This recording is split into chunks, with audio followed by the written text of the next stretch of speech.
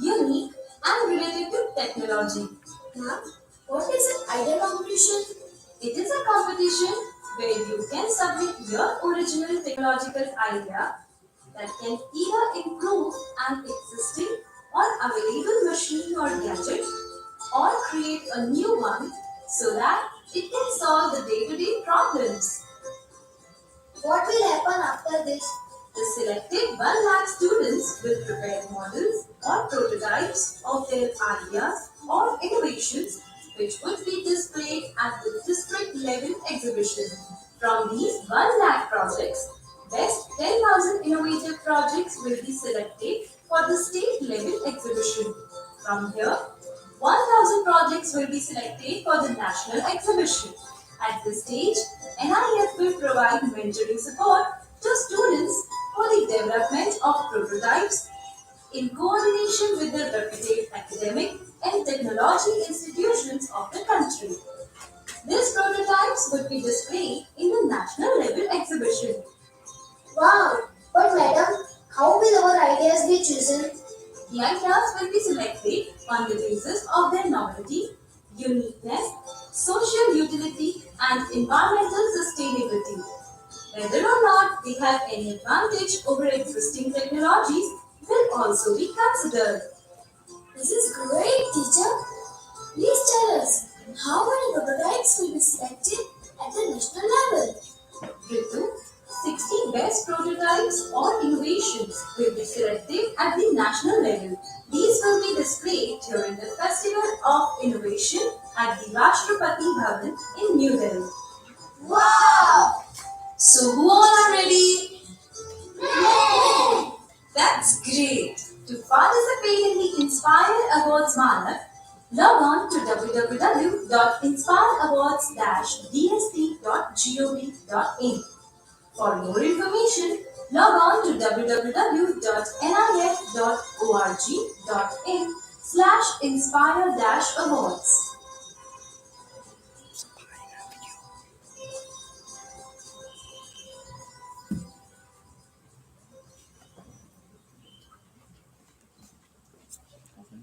Good grammar and spelling are important. Okay, you have seen how we can participate in Inspire Month. Okay, so these are the things which we can do. Okay, you can an awards also.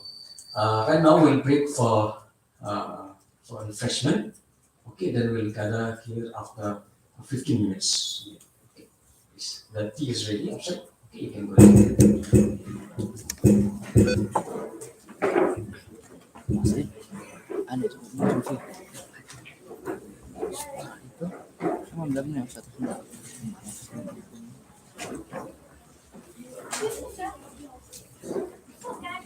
Yeah, sure.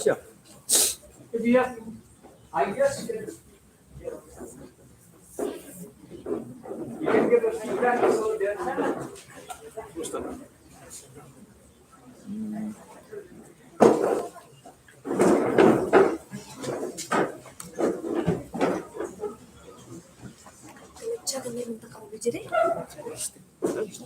Scan itu, scan kan.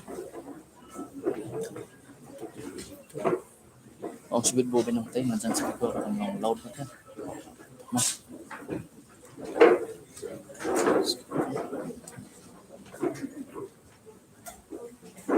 Ang ate ka music.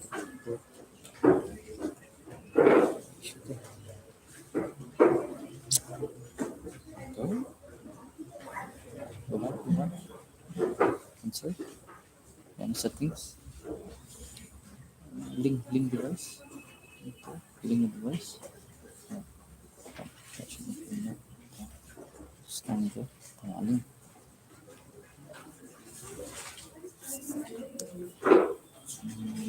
Malaysia. LESH.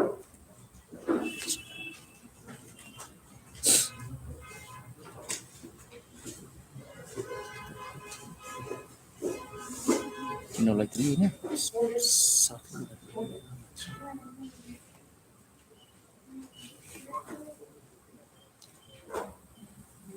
Hello, my name is Muhammad Asaf. lagi download dulu akan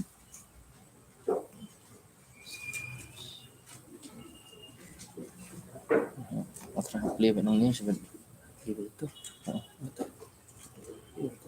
So Shillong itu mulai play itu. Ini.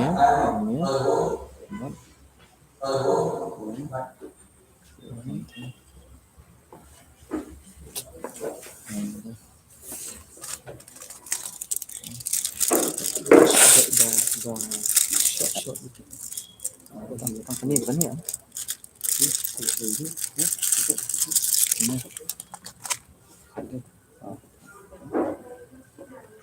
Everything good.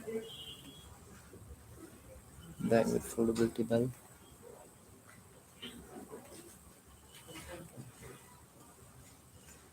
Ini lah.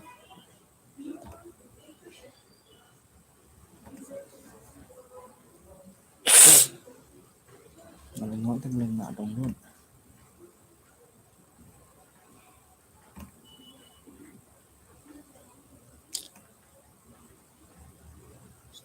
Ini saya masuk klik tu Pada ni tu. Kalau download ni pun. Saya jumpa video kat iPhone tu persampai pakai na. Android. Kau tu bikin jumpa message.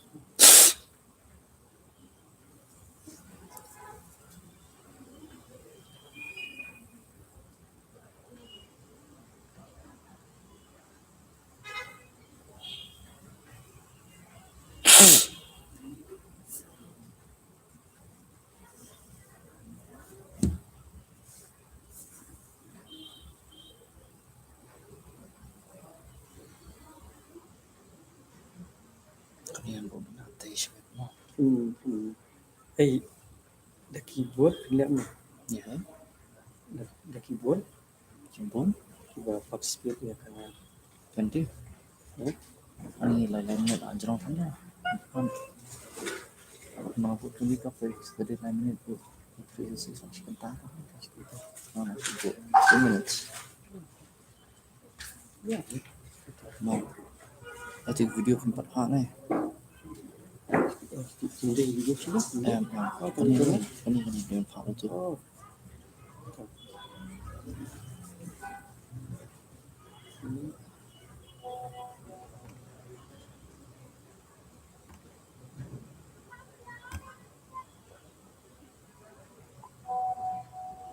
Lama.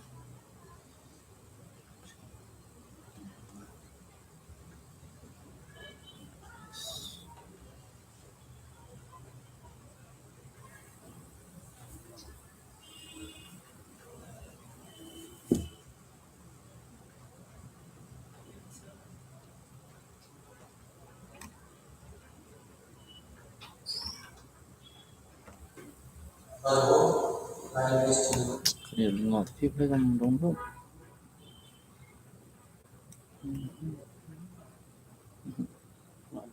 Download. Spill tu lah. Tapi benar. Tak tahu dia macam view.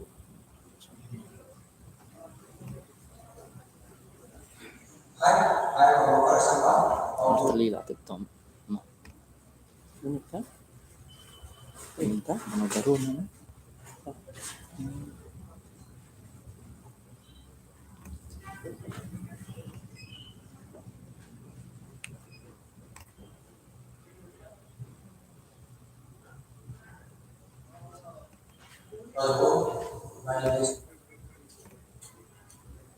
Bukan tu mah.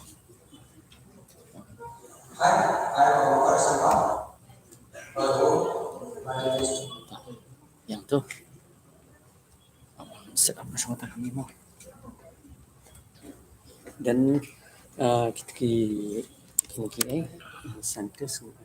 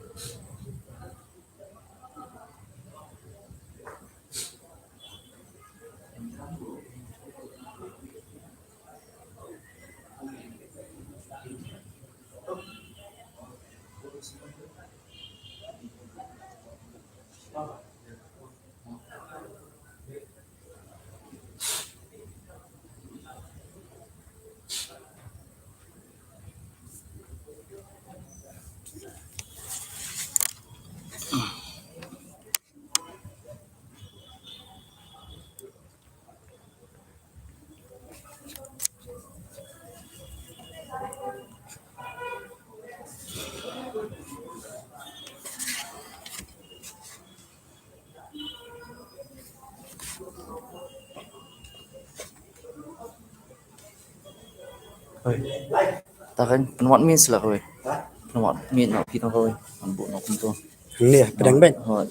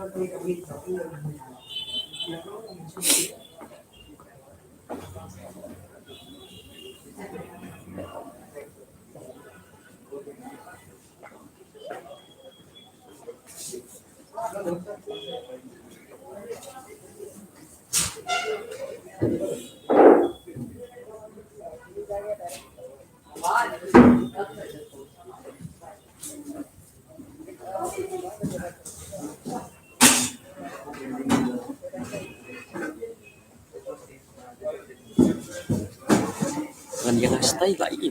Biar. Lama.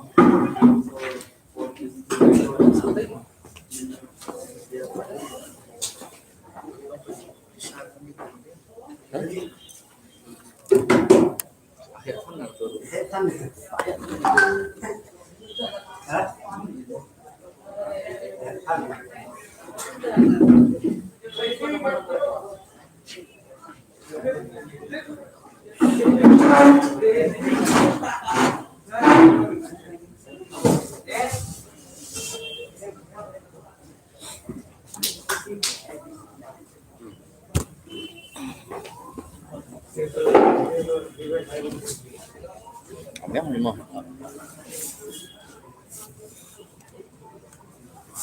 Sabe?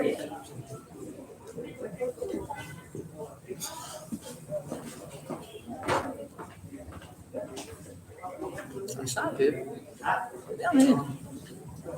Keren dulu nak.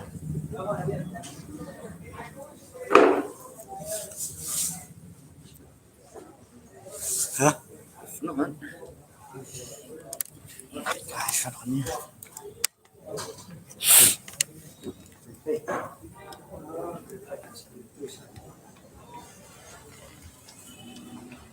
Nonton. Kerang ini. Kan ikhna kan. Hah? Ikhna. If not, itu mah. Spring mà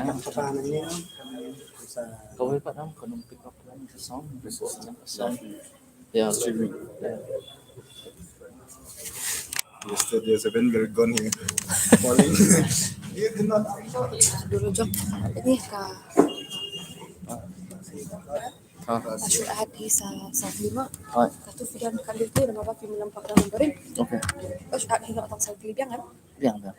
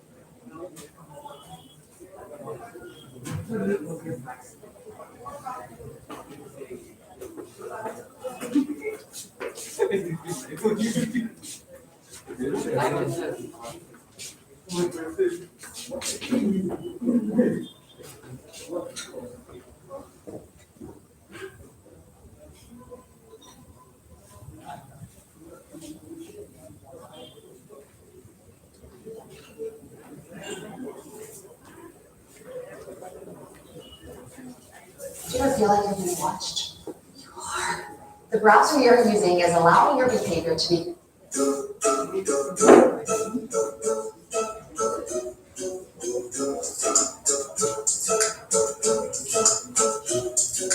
Doubt isn't the best way to try to sell a couple electrons come and go.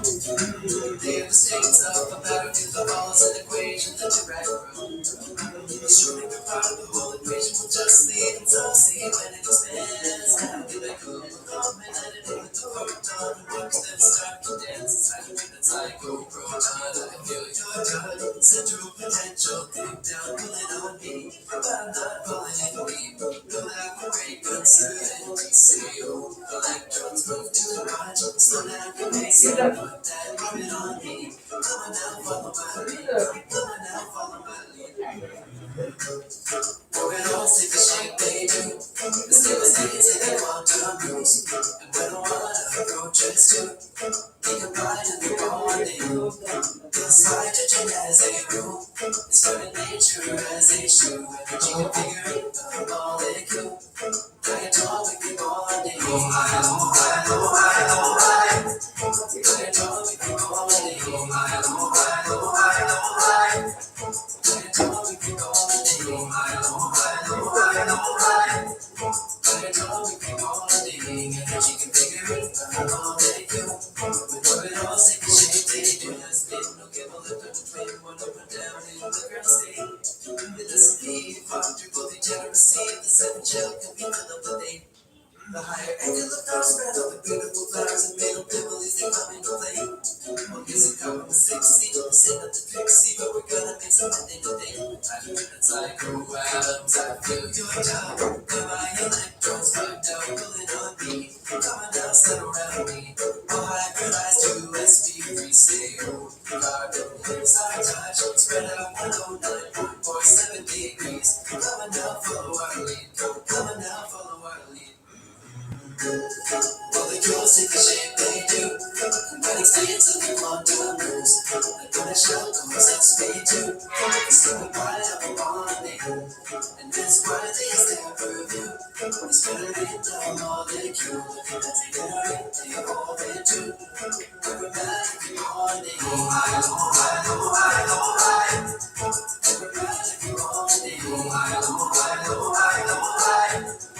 Aromatic bonding. Oh, I, oh, I, oh, I, oh, I. Aromatic bonding. And they generate the orbit too.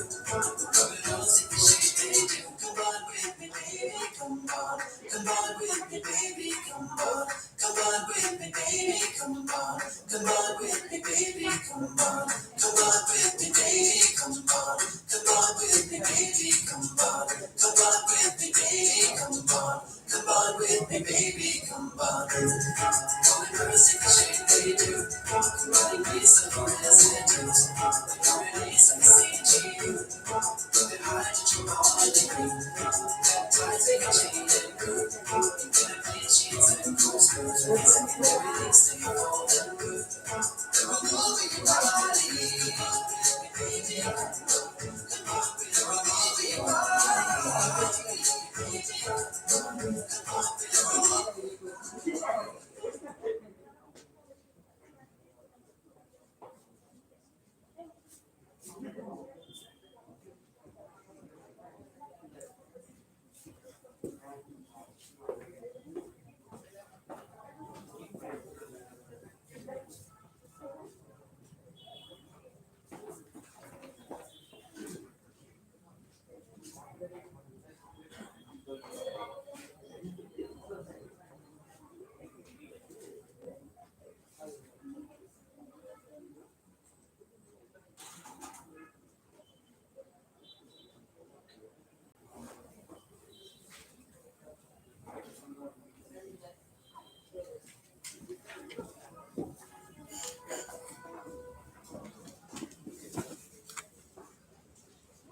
Oh, it's streaming.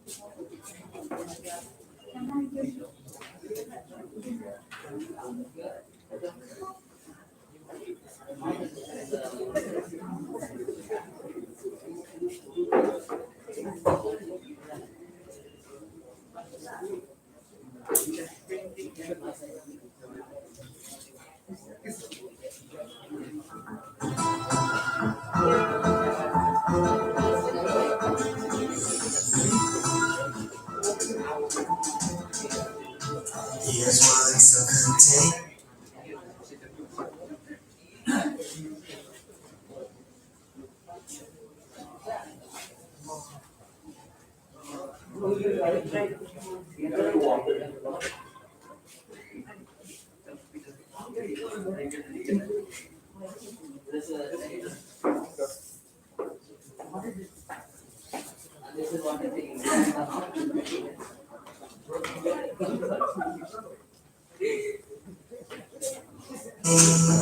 Allocated the cell membrane.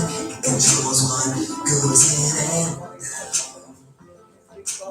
cell gets energy from the source of mitochondria, also known as the power. In the representative of the cell protein synthesis, coupled with particular chemical substances, breaking down material ribosomes. The nucleus controls the cell kind of like a break contains the DNA and calcified to replicate. Inside the nuclear membrane full of the nucleoids make transmissible signals from proteins secreting hormones like the Golgi bodies. Each unit of a cell is an organelle. The membrane keeps substances out inside some filled with cytoplasm. Lisosomes don't break things down. Energy from mitochondria. Protein that varies right. Plastic reticulum transfer substances like proteins. Please control them.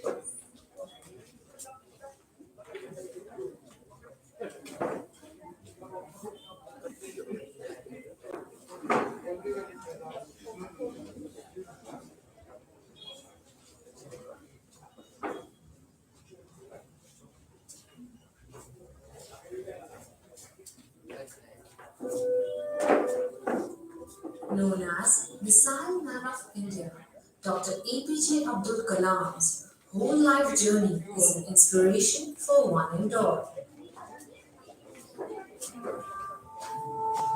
Dr. Abul Pakir Jalaluddin Abdul Kalam was born on 15th October 1931 at Rameshwaram in Tamil Nadu. His father Jalaluddin was a boat owner and his mother Ashiyama was a homemaker. He came from a financially poor background and used to distribute newspapers to support his family's income. He completed his schooling from Rameshwaram Elementary School. In 1954, he graduated in physics from St. Joseph's College in Tiruchirappalli. In 1955, he joined the Madras Institute of Technology and studied aerospace engineering. Dr. Kalam's dream was to become a fighter pilot, but he was ranked ninth when the IAF offered only 8 slots. He was a very simple person who owned a few possessions, including a simple coat, a logie, his beloved Veena, and a collection of books. He didn't even have a television.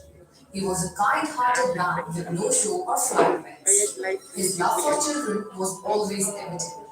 As soon as the program got over, he would cross the barricades to interact freely with the children, speak at length with them, and motivate them to take up challenges. APJ Abdul Kalam's birthday, October 15, is celebrated as World Students' Day. Dr. Kalam emerged as a superb team leader and a technologist par excellence in his scientific career. From 1963 to 1980, his career was spent in space research with the founding of India's space program by Vikram Sarabhai under the Indian Committee for Space Research, which became ISRO. The successful launch of the satellite launch vehicle SLV-3 was a high point of Kalam's stint, which propelled India into a select band of countries with rocket launching capability. After this success, he was shifted to the Defense Research and Development Organization (DRDO) to head the missile project and was made the director of Defense Metallurgical Research Laboratory (DMRL) in Hyderabad in 1982. He kept his launch vehicle experience to full use by putting together teams of engineers to work on missile development. His effort gave birth to the guided missile development program, leading to the launch of surface-to-surface missile named Prithvi, surface-to-air missile named Trishul, surface-to-air missile named Akash, third-generation anti-tank missile named Nag. The launch of Prithvi missile on 25th February 1988 was a historical moment for our country. It was not only a surface to surface missile, but was a basic module for the coming future. The launch of Prithvi thundered our neighboring countries, and as a result, Western countries banned the supply of such useful material for missile program, but couldn't stop India. Under Kalam's guidance, the self-dependency of India in the innovation of missile disturbed all the nations. Yet again, he proved his team building and leadership qualities for technology projects. Later, Kalam played a pivotal role in the 1998 nuclear test known as Pokhran 2. This was surprising to many because he did not come from a nuclear science pedigree and his foray was rocket science in both the ISRO and DRT. But he became instrumental as a technology manager because Pokhran was seen as a joint venture of DRDO, armed forces, and the nuclear establishment. The leading technology towards was Kalam's real strength as a technologist and an engineer. This is what was needed for mission and different plans. A sincere endeavor for making India self-reliant in defense and space research earned him the title of Missile Man of India. The great personality was awarded the Padma Bhushan 1981, Padma Vibhushan 1990, and then proudly declared the Bharat Ratna in the year 1997 for his excellent contribution in the field of scientific research and modernization of defense technology in India. There was no end of assignments to Dr. Kalam after his retirement. In 1999 to 2001, he became the first person to hold the coveted post of Principal Scientific Advisor to the Government of India. During this tenure, he worked on the need of making life-saving medical treatment affordable to the poorest of the poor. His stint as PSA culminated with numerous achievements. Just after a short break, another office of huge owners was waiting for him. In the year of 2002, a real visionary and a man of high character, Dr. Kalam took the reins of the country as the President of India. By assuming his duties, he became the Supreme Commander of Army, Navy, and Air Force. It's all due to his sheer efforts and contributions. He earned the title of People's President. Once, answering the questions of students, He gave the mantra of President Kalam, always stressed on the need of honest effort. He emphasized on the need of clear vision for the holistic development of the nation. It will only make India as a world power and best place to live in the world. As we say in India, where there is righteousness in the heart, where there is righteousness in the heart, there is beauty in the character. When there is beauty in the character, there is harmony in the home. When there is harmony in the home, there is harmony in the there is an order in the nation. When there is order in the nation, there is peace.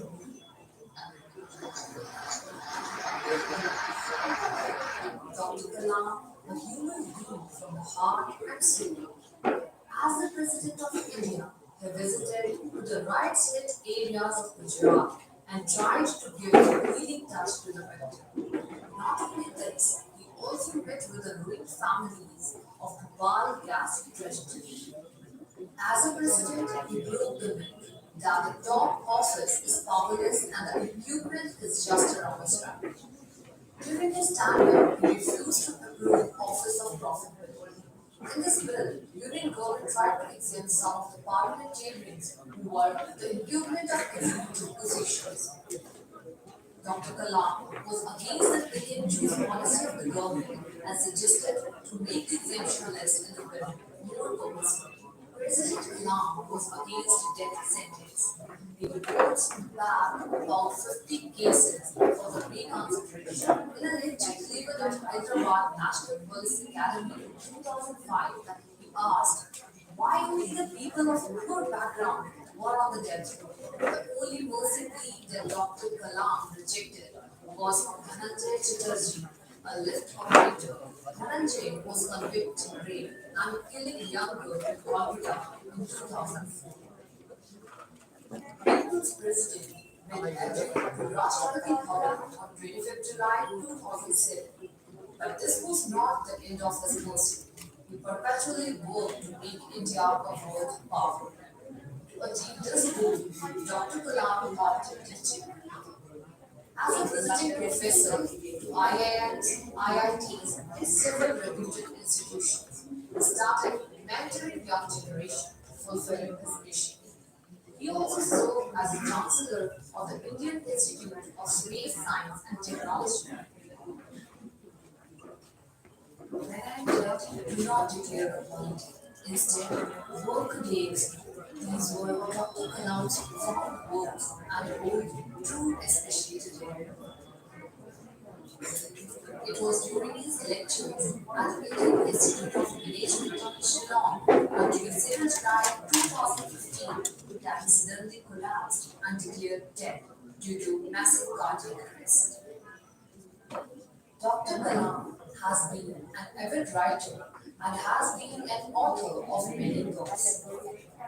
In his literary pursuit, four of Dr. Kalam's books, Rings of Fire, India 2020, A Vision for the New Millennium, My Journey, Ignited Minds, Unleashing the Power Within India, have become household names in India and among the Indian nationals abroad.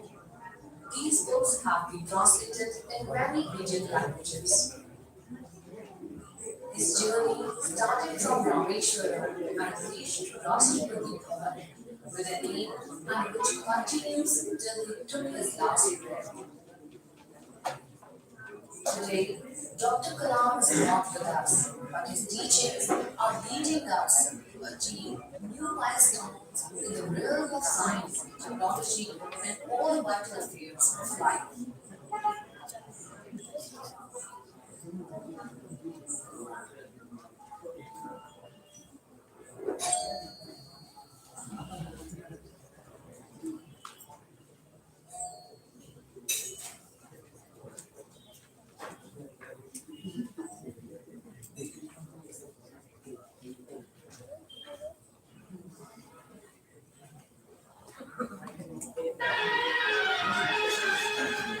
Now,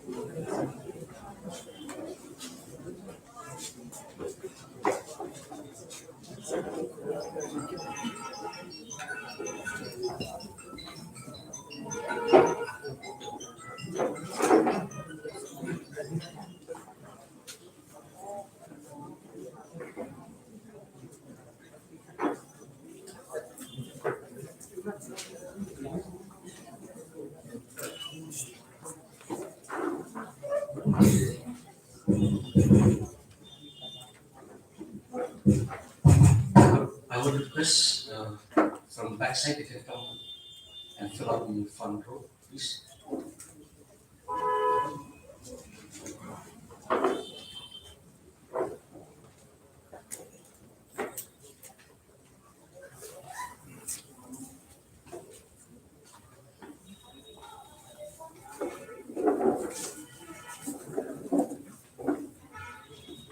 Uh, okay, once again, I would like to welcome you to the post-freshman session. We'll be having a lecture now by one of a renowned person from our state, Mr. Ivan Swear, serves the director of the Meghalaya Basin Development Authority. He is also holding as the director of Meghalaya Institute of Governance. He is also the CEO of the Meghalaya Water Foundation, Shillong, the divisional officer of the Conservation Training Institute, Birmingham, of the government of Meghalaya. He is also holding the post of the general manager of the Meghalaya Basin Management Agency, Shillong. He is as well the director of the Meghalayan Age Limited, Shillong, and he has lots of credential in his studies. He finishes Bachelor of Science Agriculture from the Marathwada Agriculture University, Parbhani. He is also a certificate holder in Soil and Water Conservation Management at CSWCRTI, Dehradun in 1992 to 1993. He is also a certificate holder in Environment Education, focused on freshwater management from Shiga University, Japan, 2007. He also holds a certificate in Public Financial Management at Andrew Young School of Policy Studies, Atlanta, USA. Also a certificate holder in Business and Culture at Ocean University, Qingdao, China. He is also the member of the World Bank Team for Study of the Yellow River Basin, Beijing. We have a very renowned person over here, and it's very fortunate for each and every one of you to have him here at this moment. We would like to welcome you, sir. Please take your time, inspire the children over here with your speech. Thank you.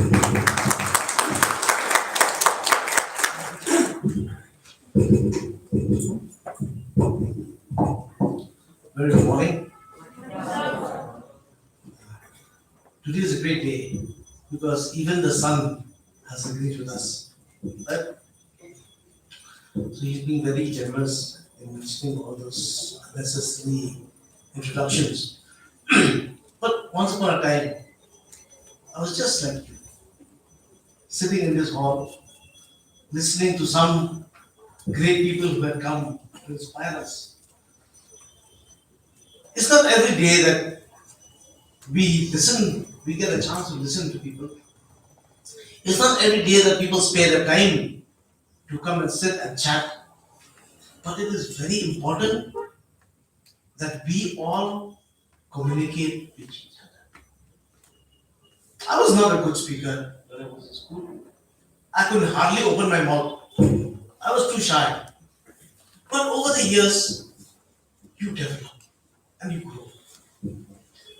So when he told me to speak about milestones in modern science and technology, first of all, what struck me was, why do we need to look at these milestones? Because we need to know how far we have grown.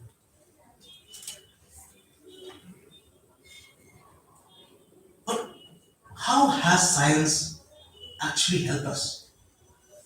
What is the benefit of having huge milestones in modern science and technology when it has not helped us?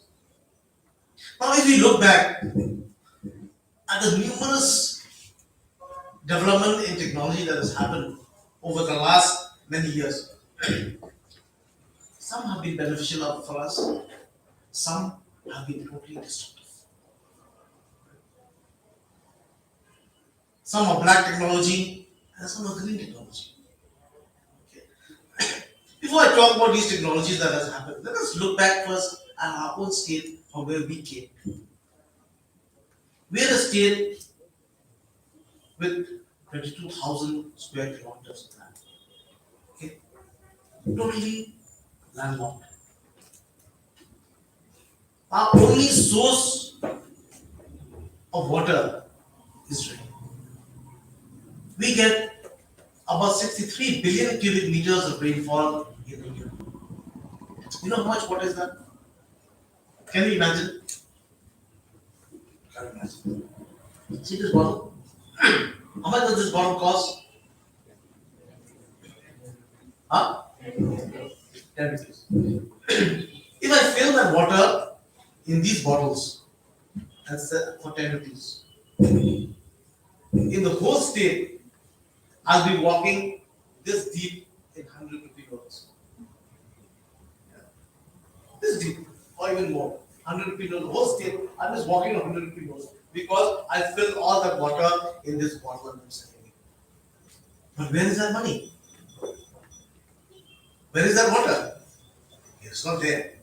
Because we are able to use only 5% of that water for our purpose. 95% of that water just runs away. It runs away. Where does it go? Half of it goes into the Brahmaputra river basin. You know river basin? Half of it goes into the Meghna river basin in Bangladesh. When it goes there, problem is it does not go gently. It goes violently. Now when the water is violent, what does it do? What does it do? It causes floods. One. When the water is violent, what does it do? You've seen all the videos on social media. When the water is violent, what does it do? It carries away houses, it breaks the mountains, it takes away the cars, it destroys the bridges, it destroys powerhouses, it destroys a lot of things. Right? But when you harness the water, when you use the technology to harness the water, what does it give you? It gives you clean, green energy. Right? Two sides, the same water. If you don't know how to use it, it destroys.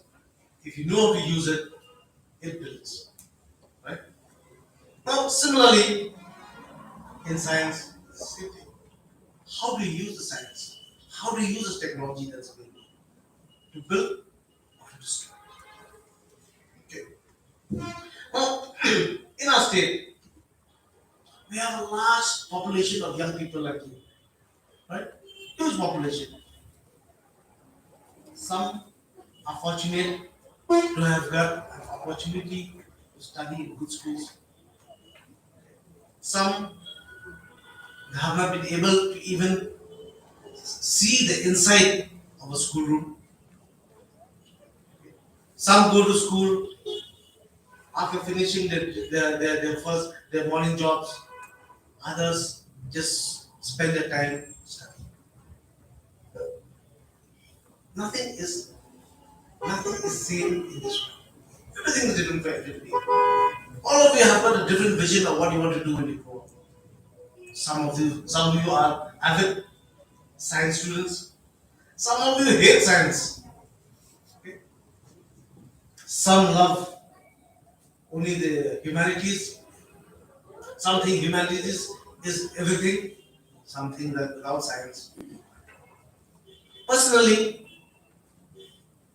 when I meet a person who has more inclination towards science, I find it easier to understand and speak. I have children. They're not interested in science.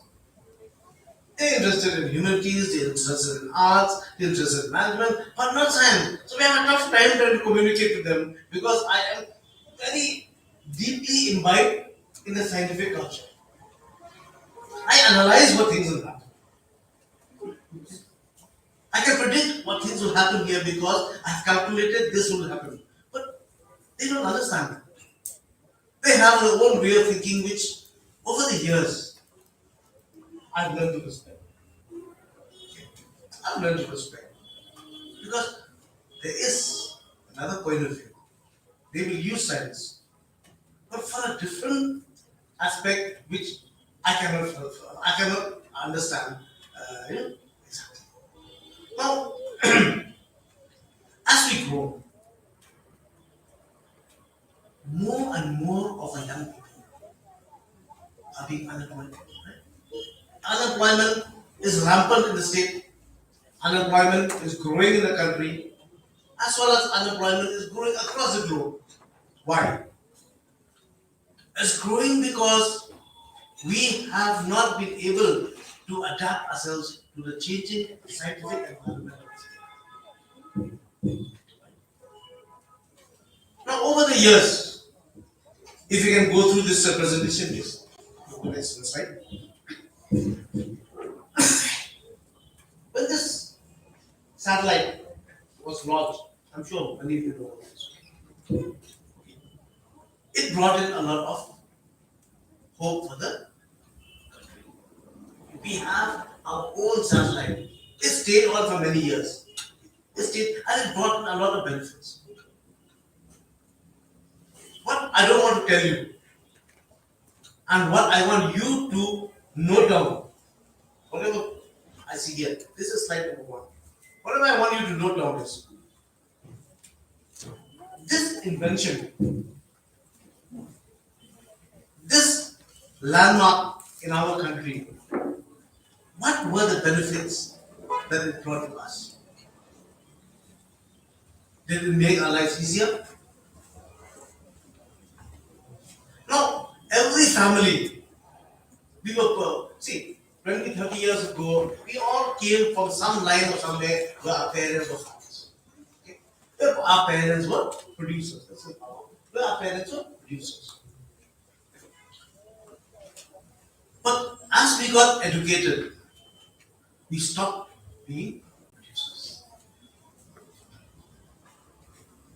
This morning, before you all came here, all of you had breakfast? Raise your hand who had breakfast. Everybody ate very well. Your stomach was full?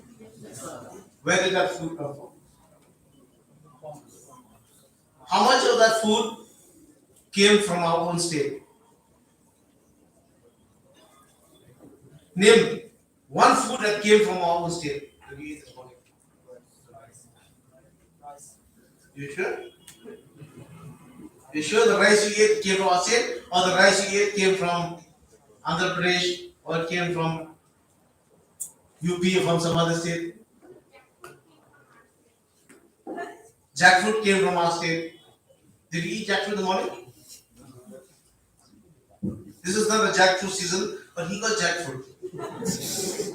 Okay? Spices we grow. But the spices we eat does not necessarily mean it came from our state. Unless, because our production is very small. Right? The clothes we wear, is it local? The shoes you wear, is it local? Anything in this room which is local, tell me. What is there in this room that is local? This is plastic. Okay. This is fresh. Okay. Only flowers. So basically, we have stopped being producers and we have started just being consumers. When you go along the street is littered with potato chip wrappers, right? Lays, flays, maize, whatever the place is there. All across the road is there. That potato went from us, came back in full of air with plastic. Our own product, we have stopped being there. So now more and more people have become only they're consuming left, right, and center. Mobile phone, every 3 years change the mobile phone. Car, every 4 years change the car. Huh? Hey. But how do we do this? Because if more and more people are engaged in just consuming, who is taking the responsibility of being a producer? Who? Who's the producer now? No one of us. But who's producing our food in the village? A farmer. Does the farmer have the kind of education that we're getting? If our producers are not getting the kind of education, are not developing the skills that they require, how can science help them? I can go and talk a lot of scientific knowledge to the farmer. Will he be able to absorb that? Will he understand that? Then we are left in a big fat hole where we keep on depending on an illiterate person to become a person. Now, scientific knowledge has jumped by leaps and bounds. But unless we can produce our own food, we can protect our own river, produce our own clean water, what is the meaning of all this? Now we will go next. We have satellite TV, right? How many of you know satellite TV? We watch TV at home. Okay, when it first came, it was so happy. You know what's the meaning of satellite TV? It is something that gives us the ability to connect with outside world. When I first saw my TV, it was when we had Asian Games.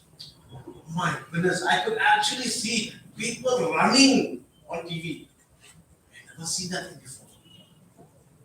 It inspired us to do a lot of things. But then, let us see. This is not very. A satellite TV. How does the energy come into your TV? It goes in the air. You have that. Remember the antenna? You know the antenna. So you hold the antenna, turn the antenna slowly, until finally it catches the signal, and everything flows into your TV, and you will see. If it moves, everything goes. Right? Which means you are not connected with that. Now, as human beings, we are all God-fearing people, right? We are God-fearing. How to connect with the Almighty? What does prayer do? It's all a science, right? Science to get the antenna. When you build yourself to a certain level, where you can accept that energy by praying, by singing, by meditating, by doing yoga. You sit and slowly it's like taking the antenna to think. When you close your mind and everything opens, suddenly that science comes, that energy comes and connects. And suddenly you feel the flow of energy. Right? That's how you feel enlightened. Right? But that's also a skill. They've just taken that technology and use it here. And this knowledge we have shared, an enlightened person is always able to give you, to teach you, right? When you go to church, a chapel, a mandir, mosque, wherever you go, it is only always an enlightened people, an enlightened person who will able to tell you what is right. It's only when you have a good TV that connects everything that you're able to see where things are happening, what you can follow and what you can follow. Now, using that technology, now science we use that same kind of principle and we are able to disseminate a lot of knowledge to all the villages. Now, on how to grow food, on how to make value added foods, how to make machinery, how to do this, how to do that. Amazing. We've been able to share. Television, satellite television as well. And for those who just love entertainment, it just gives you the kind of entertainment. But at the same time, it developed a lot of it took away all the excitement from real life experience. What you are experiencing is what you see, what you're enjoying is somebody else's experience. Your own experience is kept, right? Because you love Netflix, do you play cricket anymore? No. Hardly do you have a time to go. They go into bed. Do you go for outings? No. So when you sit as friends, you go hi, hi, hi. After that, everybody goes to bed. Right? Because that knowledge has been stored for you to go there. Now, when we first had our first test tube baby, Durga, 1978, it was a great thing. I was already in class 8 or something. You know, when we had to come, we were excited to know that India's first test tube baby had been made. It was second in the world. At that point of time, what was our expectation? What do you think will be this? Suddenly it opened IVF, no? In vitro fertilization, right? People who had no hope of having a child could suddenly dream of having their own genetic, right? Otherwise, it was also always I'll adopt somebody, adopt here, adopt there. Now there is always a chance. But then this has grown to such a level now that after people, when Durga celebrated her 43rd birthday recently, they had a big show. People came, times they came, interviewed everything. But the British also did one. They started cloning people. Right? So they started cloning people. Cloning people for what? They started cloning. The first thing was a sheep, Dolly. You know? Right? Dolly was the first sheep that they cloned. And now everybody has. Now the question is, now they're cloning people to make people go to war. We're not sending real people to go to war. Somewhere along the line, in this journey, perhaps we have lost our ethics. We have lost. In our quest for achievement in science, we have totally sidelined the ethical behavior of the human being. Right? Now, not only for test tube baby, we have started genetic modification of plants. Entire crop is genetically modified.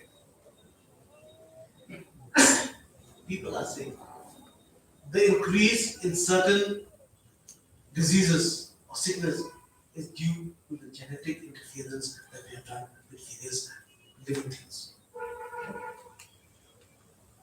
We have lost that. So we have used science for various benefits. Now, the thing is, when science has become more of a business, there will be more adventure in science. You've all seen all the science sci-fi movies, right? What is not possible? Everything is possible. And there's always one bad guy who will be in the wrong thing. Huh? Thankfully, in movies they show that he's always killed. Huh? But in reality, no, he's never killed. He's the richest guy. In real life, he's the richest guy. Okay. See, at one point of time, India was we suffered from water shortage. Like I was telling, still Meghalaya, we suffer. We get rain only 6 months a year. The next 6 months, we are sitting on dry land, totally dry. Now people, now to wash their clothes, they have to go to the river. When you go and wash your clothes directly into the river, what happens? You totally polluted. There's no way by which we are treating. Now imagine a family that has somebody suffering from diarrhea. Okay? He goes and washes. I think the bacteria has not died yet.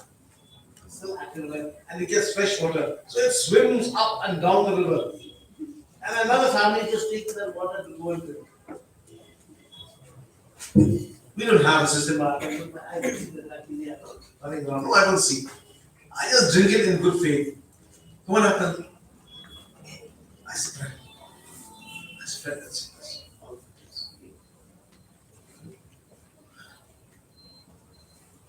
When before this 1978, we were using a lot of European made pumps. And when UNICEF came to look at this, they found that these water pumps which were brought from outside could not last for a long time because they were made for different requirements where the use of water then was not as rampant as our people. Then we have small families. How much? But here we have an entire community using one pump. Entire community. So eventually, they came up with this Mark II pump, which over a few years, millions of these pumps were manufactured, and they help our people to get clean. Okay?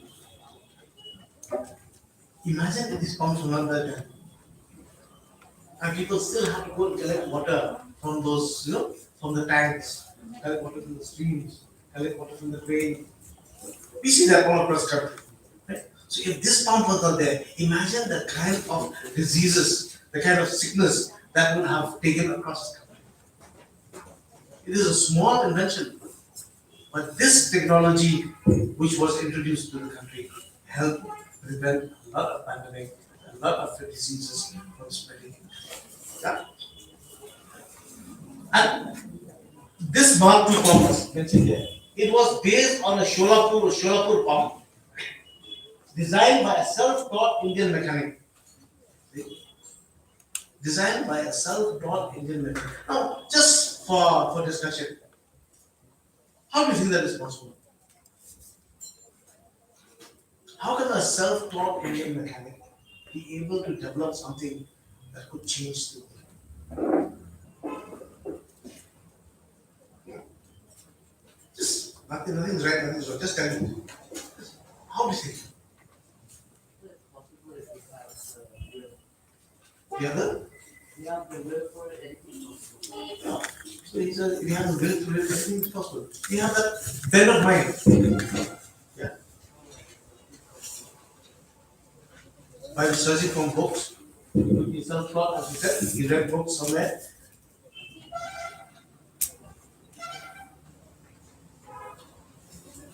Come on. See, there are some people who have that innate talent within them to discover something. They just had it in them. They just thought it happened. There was a boy. He has grown up now. He was from this Chanty Hills here. He came and he the uncle brought him. He said, I just want to introduce you to you. I said, what happened? What happened to him? He said, when he was in class 6, I gave him a present, a big tape recorder. Inside. I gave him this tape recorder. Give it to this. He said, after 1 month, I went back to the village. I didn't see the tape recorder anymore. I said, where's the tape I gave you? Oh, I said, it's this. It's this one. He said, what happened to it? It was too big, so I changed it and made it smaller. He was a class 6 student. He changed it entire whole big tape recorder. He made it this small, where it was easy for him to put his pocket and walk. Now, who taught him? We taught him. Then he decided, okay. Then he started making a system by which when you come to the gate, like those film stars gates do, as soon as you come, they automatically open. He made it. Automatically the gates open when you enter, when people come to this place. Then he created a system where when two vehicles meet, headlight on, automatically the lights will, whether you dip it yourself or not. And this boy said, I didn't have anything to give him. I said, do you have a phone? He said, no. So I give money to buy him a phone, just give him one phone so I can talk to him. I think there are such people who have this innate talent too. So this fellow, the Shillong problem to give this money, he had managed that. Now, it is possible from amongst all of you. This world is full of opportunities in science to develop something, right? Every way. And now it's much easier. Why? Because do-it-yourself videos are rampant across the net. No? Go to YouTube, you can manufacture anything. Okay? So, now, then 79 we had Bhaskara. Okay? It keeps an eye on that. You know what Bhaskara? Well, it's a satellite. It looks at the planet, the climate.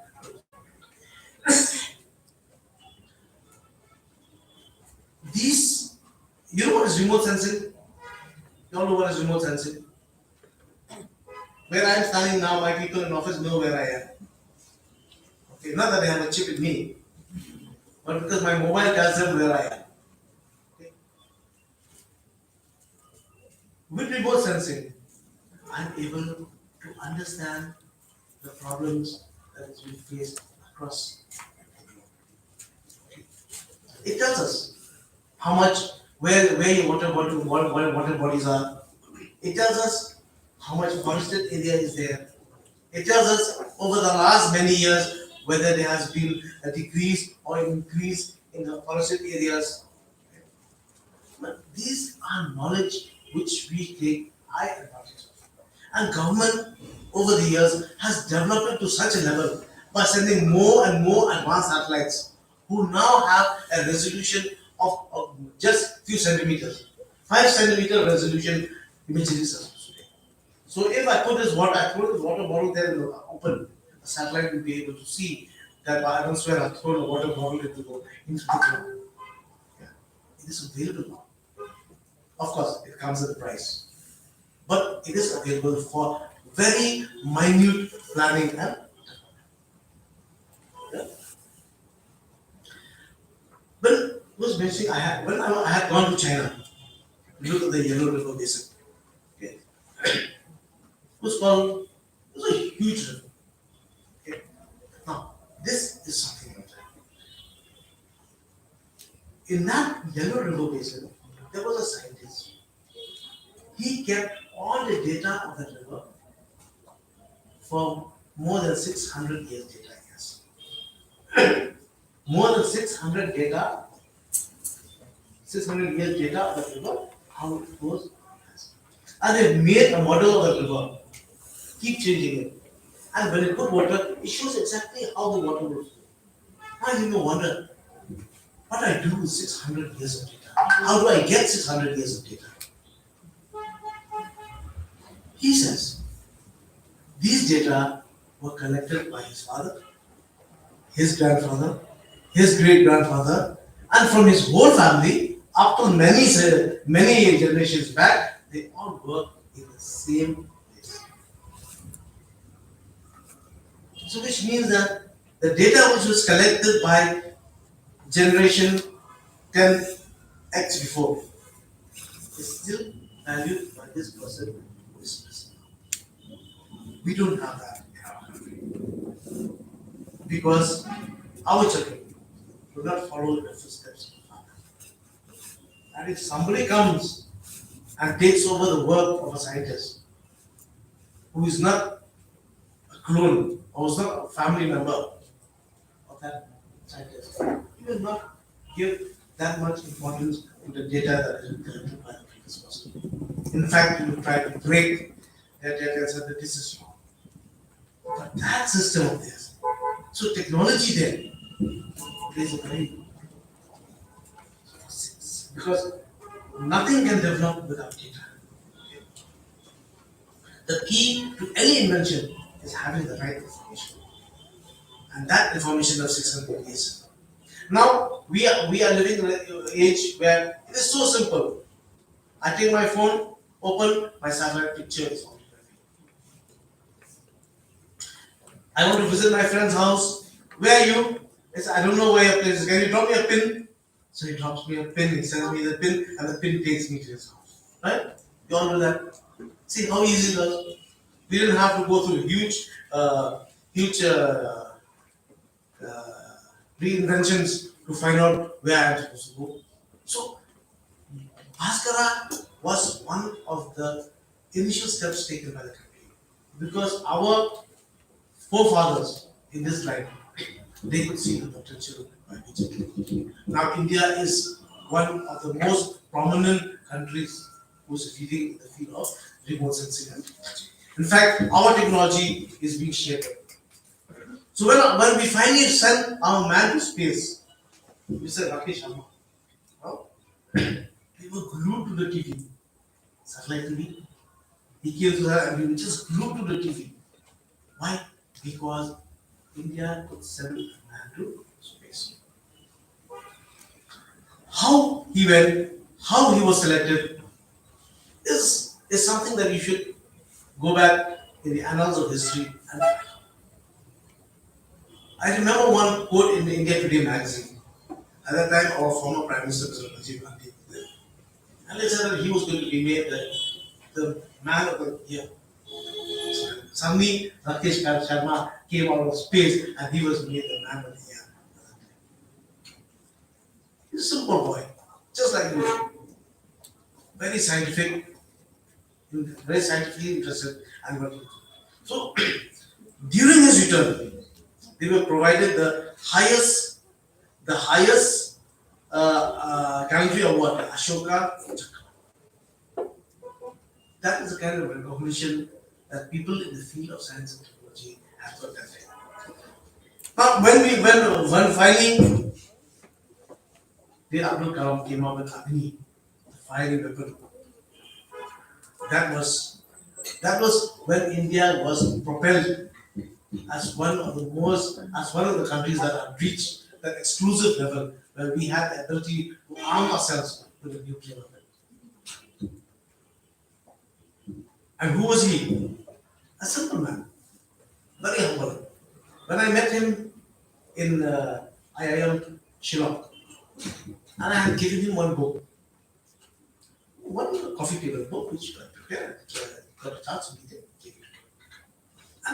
I never thought he even asked who are you. But he took time out, he came, he stood there, he opened a few pages of the book, said, I like this picture, what is this? That is kind of humility that great scientists have. That's a lesson for all of us. The kind of humility that a great achiever has is an example of Dr. Kalam. Then we came up with DNA fingerprinting. Now, you all know what is DNA fingerprinting. Why? Because I can't open my phone if I do not have a fingerprint. Right?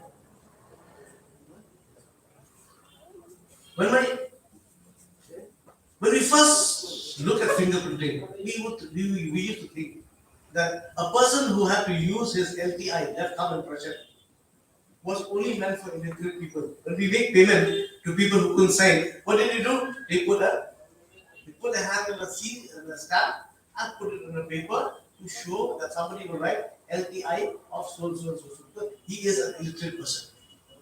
But now, who's illiterate?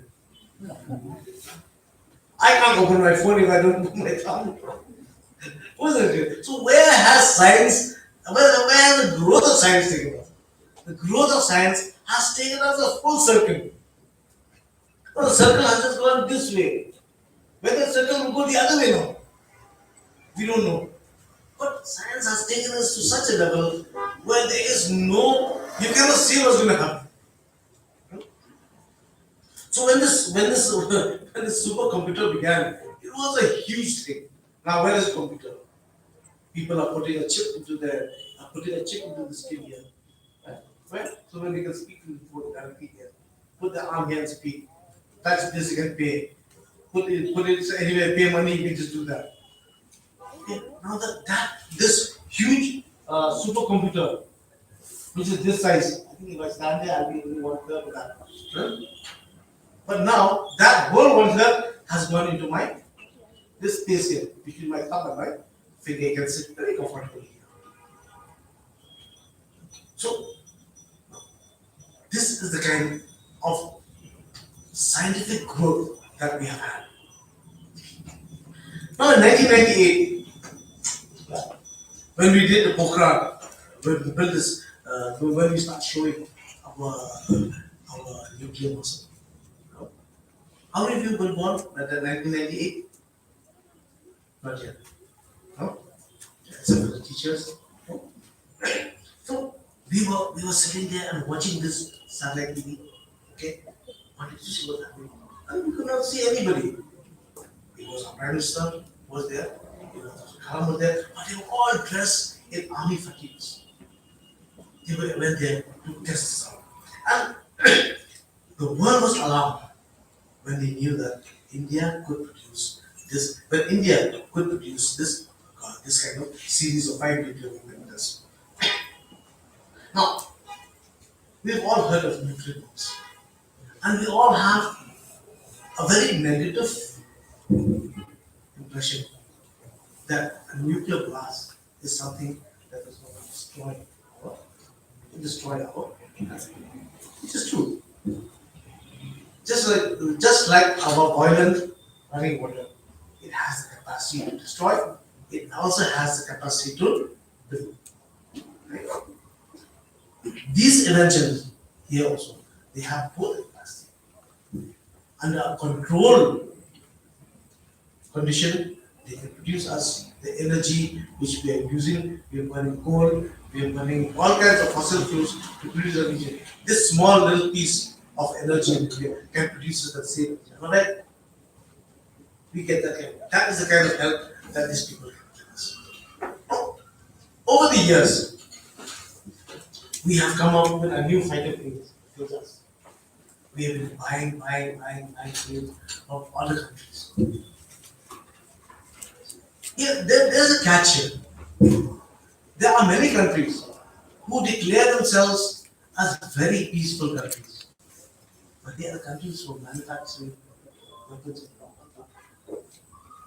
They use technology, they use the science that they are available in their country to develop these weapons of destruction. Whereas they are a peaceful country. Now there is a conflict of interest there. So we in India, we developed our own to protect our own countries. We have never gone to war with anyone. We have never invaded anybody. Have we invaded any other country?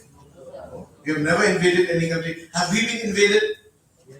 Yes. Okay. So we had to develop new technology, how to protect ourselves. And Tejas, these fighter aircrafts, the ships that we have made, the tanks that we have made, the guns that we have made, all the kinds of armory that India has at its store now, which is being proudly shown every 26th of January at Rajghat at the Republic Day Parade. These have been developed mostly indigenously to protect our own country from further invaders. Now, when the most public friendly when it came was when we started developing the electronic voting machine. Okay. very soon, all of you will be reaching the age where you can cast your first vote. That is a moment of enlightenment when you feel that I am, as a citizen of the country, I am empowered. Now, these electronic voting machines was something that in a country which so much population, it was difficult for us to manage the election procedure using which was called ballot paper. It was a piece of paper. You print this paper, you will carry this paper, you will have to sign on every piece of paper behind. Then you will have to put, somebody will have to seal, then you have to fold, and you have to put in a box. Then you have to carry that box, take it to another hall, put it there. When all the boxes have come, then only you can open it. And sometimes people will snatch away the box. Some people will snatch away your ballot paper. So you have to do whatever. Some people accuse you that you have cheated. So when we came with these electronic voting machines, we were able to bring a certain standard of transparency into the entire voting system. When I first got my first electronic machine, when I went as a presiding officer for some the election, it was something we had to train ourselves for many days just to get the hang of how this machine worked. And this machine was not so complicated. It was a simple machine. But it took time for a lot of people to understand how it worked. Eventually, this machine, I think we did our first election in 1999. It was being borrowed by other countries to borrow this machine to use them in their respective countries. Now, that was a huge pride for our nation that an indigenously developed scientific tool called the electronic voting machine was being used by other countries also, because that showed the amount of faith that other people also had in our ability to transgress the different kinds of scientific difficulties that at that point of time which we were facing. Now, in 2008, when we wanted to put man on the moon, okay, we started going more and more into this. Eventually, we had our own ship. Okay. It's all initially designed as a submarine. So, one, we were trying to go to the moon, up in the sky, the other one, we were going deep into the ocean. The country just wanted to show that the scientific achievement of this nation, that it is capable of putting man on the moon, it is capable of putting man under the sea. Something that we all are very proud of, right? Then we had this unique identification system. Now, all of us, through our various cards that we have, are being slowly made to be identified as a person. Now, one difficulty thing we were facing was every time you go somewhere, you will ask for your proof of identity. Right? What proof of identity do you have? You have an epic. You have an Aadhaar. You use a PAN card. You use an epic. Use an epic. Right? Man? You use an Aadhaar. You use an epic. Huh? So now we have only Aadhaar, epic, and one person uses the right? But we have both. Right? Epic also we have, Aadhaar also we have, PAN card also we have, passport also we have. We have 4 or 5 different kinds of identity. And for some of them who don't have anything, we have to bring our admit card when we first went for matric, okay? Or we have to bring a birth certificate.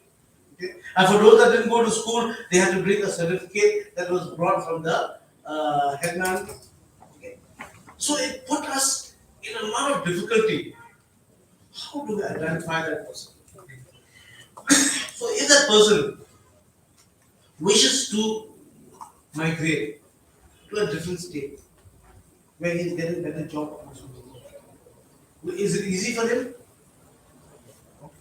It's not easy for him because that identification card is still not acceptable everywhere.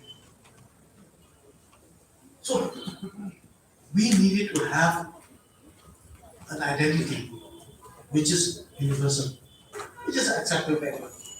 So that I just carry that, and that is enough for me to go anywhere.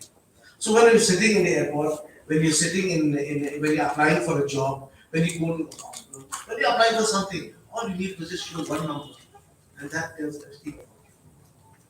But now we have to show so many things, and the person who is processing your information will take him a long time before he can come to us.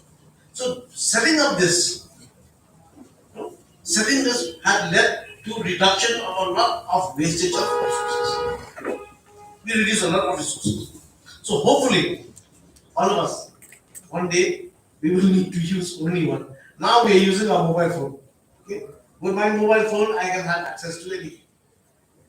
So this is something that we are working with, and throughout the world, people are also following this. Now, Mangalyam, most of you will be knowing this much. I'm not very much of a space person, okay.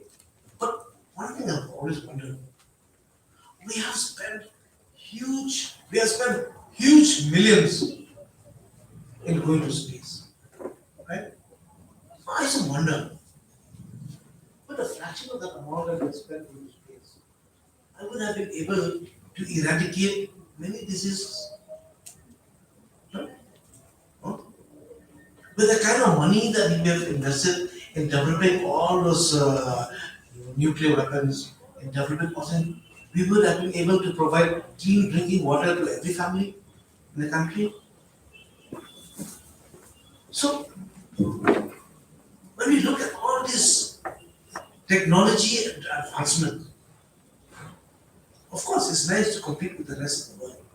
But when our people at the village are still struggling to get 2 square meters, when you're still suffering to get clean drinking water, when your most basic sickness is not being addressed, when you don't have shoes to go to school, when your classroom doesn't even have a proper blackboard, development of science has to come also side by side with does this benefit our local people. So the next thing that they start was, okay, we'll take polio. Let us reduce polio. We'll give some money from all these inventions. Let's spend some money to eradicate this. Now, this is a sickness which you people have never heard, right? You've never seen, maybe you've heard it. You don't see this. We have been able to, over the years, to eradicate. As a young boy, I remember when I was your age, I used to follow one of my aunties. She was a doctor. We used in winter holidays. She used to walk from village to village, village to village to go and do this polio immunization program. They would walk because to go and give people to free this. Now we're free from these diseases. We're free because we have been able to bring in technology. We have got new scientific developments how to remove this disease from us. But with the removal of one disease comes another disease. Right? Everything is open. We remove polio. Now what do we have? We have a new set of diseases that have come and that have come to attack us. Right? Now,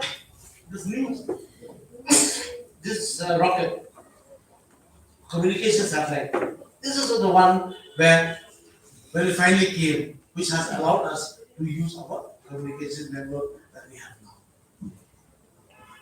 Now, how has these communication networks helped us? Now, I was saying that we spend too much money. That's what that. But how are we using this? How is this being used now? Can somebody tell me how is this communication satellite We're spending thousands of crores on this learn center. How is it helping us? So by looking and observing the enemy body and all. Okay. What else?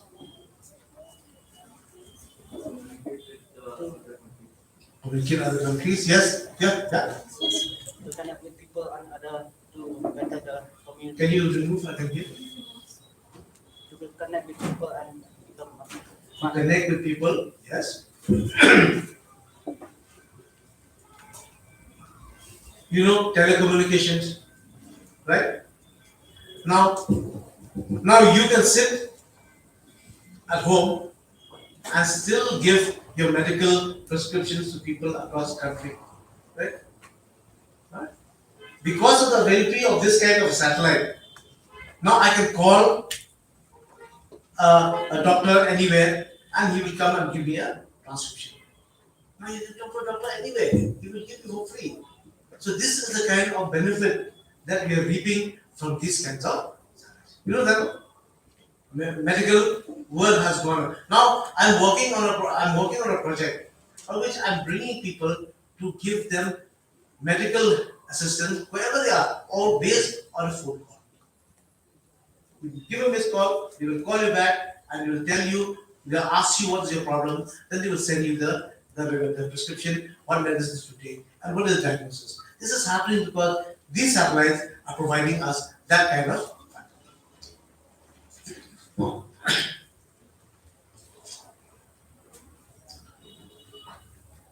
These cross-cutting research on laser, these are things which are very high end. Till now, we are working on this. People are working this, and the benefits of this has already started reaping into the scientific community. Now, when it will actually be applicable for benefit of the common man, please note this down. You will have to find out how has this been able to help us. Okay, how is this going to help us?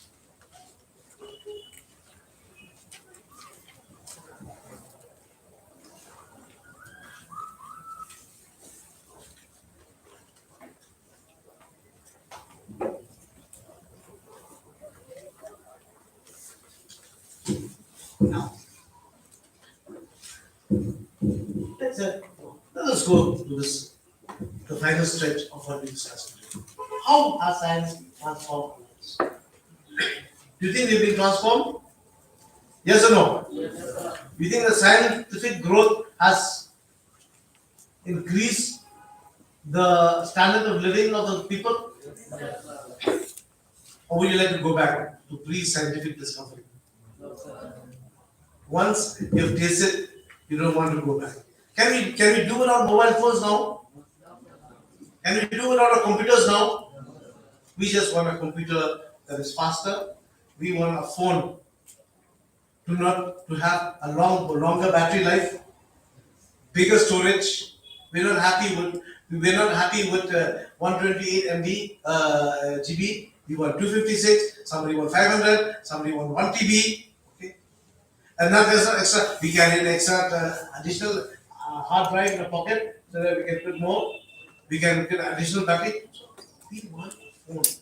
We want technology to take over our lives, right? Don't you think technology has taken over our lives? All of you, what were you doing the last 1.5 years? Yes. 8 hours a day, just staring at the screen. Sometimes the screen is running, but you're somewhere else playing. Huh? That is true. So, with all this, what is this making our lives fun? I was watching somebody go fishing. He would put his antenna and he would search where the fish was. Previously, we would have to trek for 4 or 5 hours searching to find the river. Now he will go to the river just search where the fish is. Probably someday he'll develop some kind of a tune where you put your phone on the water, play the tune, the fish will come running to you. It has taken away the sting from the development, from the joy that we have. Now, we've changed the way we communicate. Okay. When we were writing letters, I used to love writing letters. I used to write lots of letters, friends. And the way I write the letters was such an enjoyment. Now, my spellings are all wrong. Right? I'm texting with them in all abbreviations. ASAP, whatever. Okay. And people still understand. No? People still understand. So if people still could understand what we're texting now in signs and symbols, haven't we gone back the same circle to when our ancient people, forefathers living in the cave, they had only signs and symbols? So all my 30 years of learning how to speak English, write English, sleep English, talk English, huh? Isn't it a waste? My wife sends me a message, I don't even bother to answer, I just send her one emoji. Huh? Oh, what is the point of going? My children send the same thing to me. They send me emoji. this. What kind of emoji? And I send them to a good school. At least write something which I can read. No, nobody writes that. We are all gone. So we're keeping in touch. But we're not in touch. We're just keeping in touch. We're not in touch with everybody's. We don't know what's happening. So, how we behave in social media, how we write in our messages, how the kind of videos that we share without even actually looking at the video. If a video is more than 15 seconds long, nobody looks at it. They'll just forward it, hoping that it's correct. Most of the time, the wrong message is sent. Now, it has come to a situation where I get my approval. I give approval for work on a WhatsApp. Transactions, for sanctioning of a project, for sanctioning of travel, for approval of the, it's all on phone now. Before you get a long letter, you are approved to do this and this. Now, it's just a symbol. So, while we adapt to all this technology that has changed in the way we communicate with people, let us keep our feet on the ground. Let us keep our feet on the ground. Otherwise, one day, we will lose our own language. We will lose the language that teaches in school. And we will start communicating again by symbols. Because who knows, in the next 1 year, somebody will come up with a new invention that has symbols that can express anything. Right now we have this predictive text. Right? We have a predictive text. Before you can even write, it already predicted what you will say. If you when you go to your social media page, before whatever comes there, it's only what you have been looking over the last many months. It reads, it knows what you want, it gives you only that. When we were young, there was a huge variety of food that we would eat.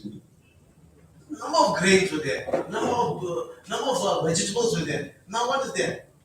Hardly find. We are restricting ourselves to a very limited food range. People eat only rice, they eat only atta, okay? They have some flour, and that's all. What about the other kinds of grains that we had before? All lost. They were all lost because somewhere someone did not think it was scientifically important that these crops should also be propagated. What do we eat? What do we eat now? Potato. Cornflakes. How many of you eat yam? How many of you eat sweet potato in the morning? Not many people eat any of these foods anymore. Because the way communication has happened, they have only selected feed they have given us the kind of food. So we must be aware of this. Not all that is scientifically rich is benefit for us. Hearing aids. Next, please. Hearing aids, smart watches, paying bills through your phone. Now you can pay a bill through your watch also. So these have improved the ability of people to communicate.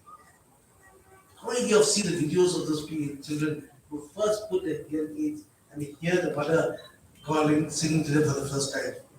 It is heavenly. How many of those you've seen that they've got new eyes? The technology has been able to replace a dead man's organs into a new man. Okay? How many of you have seen those pictures of family members of the dead person whose heart has been given to another person? They have, in a way, it has brought about a lot of growth among us. We have witnessed that. A lot of humane approach has been done.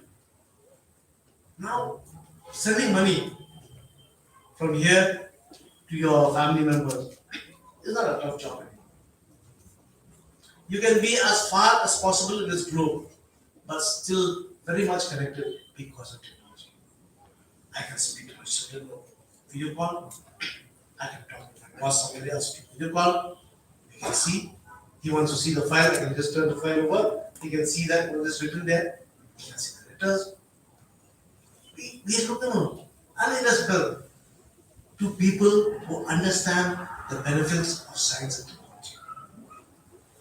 But for those members of the community who are still far out from the reach of our network,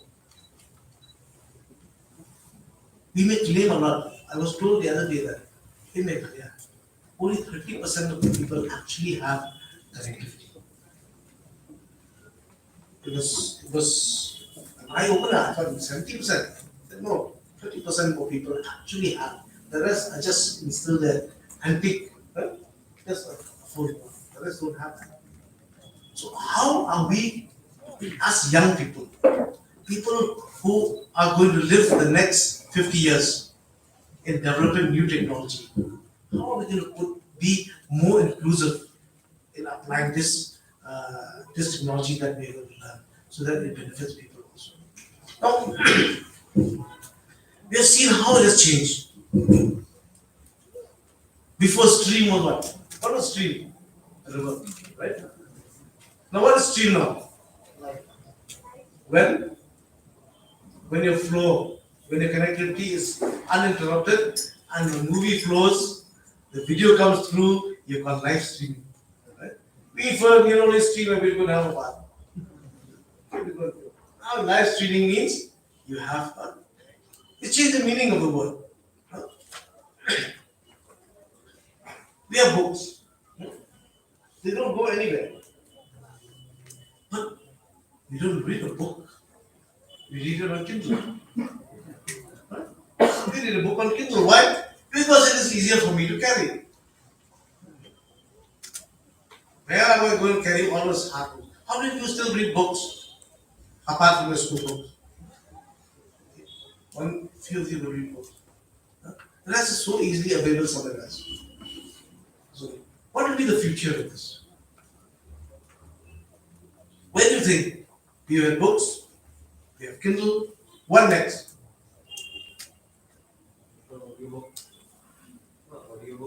Audiobooks. Then what next? We don't know. It's all only our imagination can stop us. Huh? No. As you said here, audiobooks is mostly for aging seniors. Yeah? Who can't read, whose eyes are bad. Thankfully, the ears are still okay. Okay, if the ears are okay, we put some of those plugs here that they can hear. So, this is something which we are looking for. Now, we have used the technology for shopping. How many of you do online shopping? Everybody does online shopping. Sometimes first in the morning you wake up, open your phone, you have somebody's advertising. I'm selling you this nice game. I'm selling these nice shoes. I'm selling this nice handbag. I'm giving 50% discount. Before you realize it, you've already bought it. But She's agreeing with me. Before you realize you are important, and when it actually comes, you don't even know what was it that you ordered that it has come. Somebody will call, sir. I didn't come your cake. I have brought you a packet from Amazon. Please come on and bring your money. Our money? The cash and delivery is so easy. You have to know how you do your phone pay, you have to know how you do PayPal, you have to do so many gadgets how to pay money. Because there's no money in account to pay. But we are totally ignored. The most beautiful thing is Swiggy. Right? Who invented this Swiggy? Who invented this technology? By the way, we just look, press on your phone, and you get your food delivered to your table. That is such technology, which I do not even need to have a kitchen now. Technology is taken, why do I need a kitchen? Why do I need to buy a fridge? Why do I need to buy a gas stove? Why do we need to buy an oven or a microwave? Today, in 5 minutes, I get my food in home. I just throw the dish there, machine will wash it. Dry it, and remind me tomorrow morning, hey, you have to eat food again. People are putting reminders in their watch to remind them to eat. Putting reminders in their watch, in their phone, to remind them that they have to exercise. It is not demand driven anymore. Okay. Science is not demand driven anymore. Science is supply driven. Because I have the technology, I have the gadget, I will sell that gadget to you. From what you look in the phone, in WhatsApp or Facebook, or wherever you look, I know what you want. Tomorrow morning, I'm going to send you that. I'm going to send you that hook. You know when you go fish, no? You throw a hook. Similarly, now this online people are throwing hooks at you all day. You bite one, you're caught. Next time they send you again a better version of what you just do. How technology has come to such a level. No.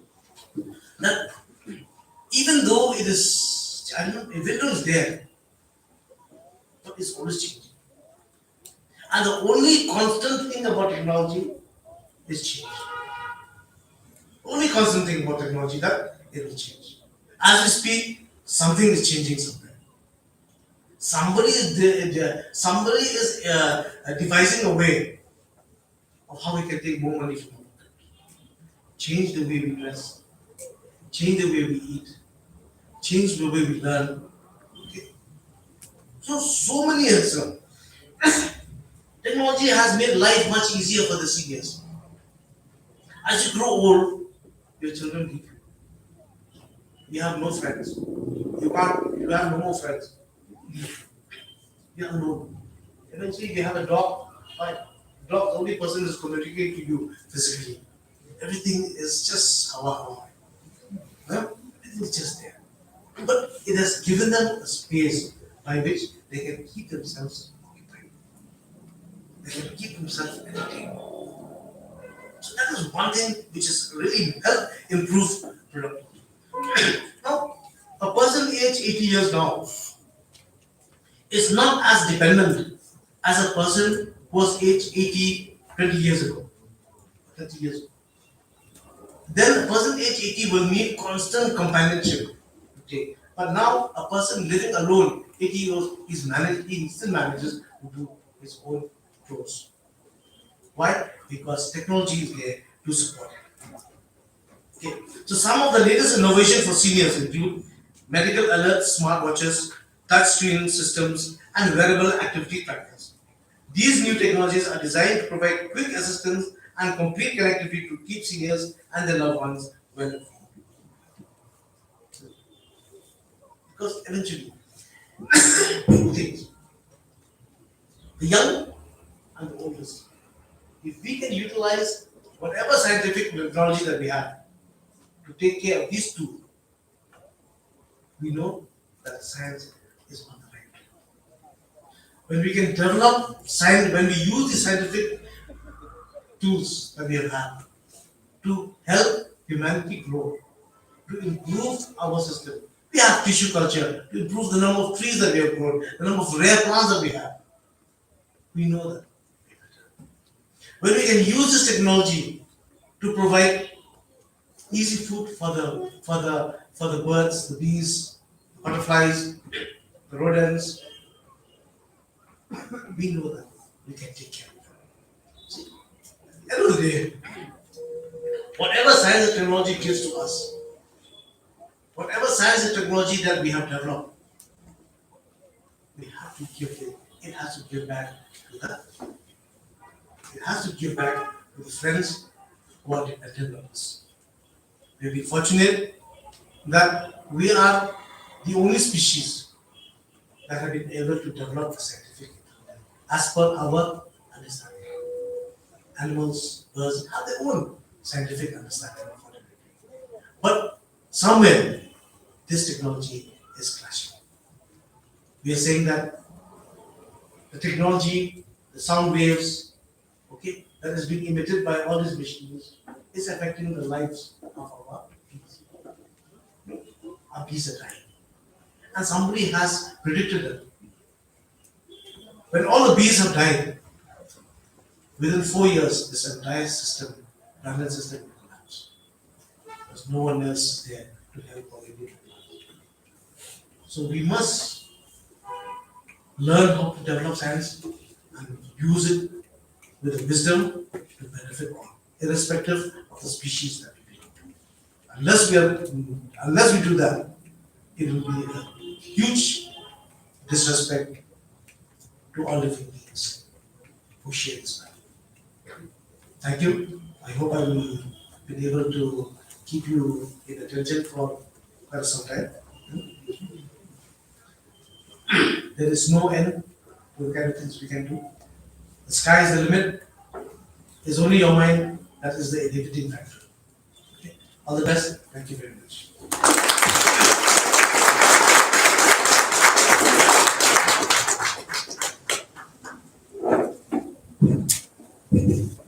Thank you so much, sir, for the very interesting and eye-opening lectures you have had, sir. You used to say science is either a curse or a boon. So there are some curses, there are some boons. So it is up to us, young generation, who will choose between them. Okay. So thank you so once again. Really cherish your lecture, sir. It's quite very, I should say, informative, simple and informative. Thank you once again, sir. So now we have, we'll be breaking for lunch. Half an hour, we'll have time for lunch. Please come back and we'll straight start with the extempore speech library. Okay, so that you'll have ample time to go back to this.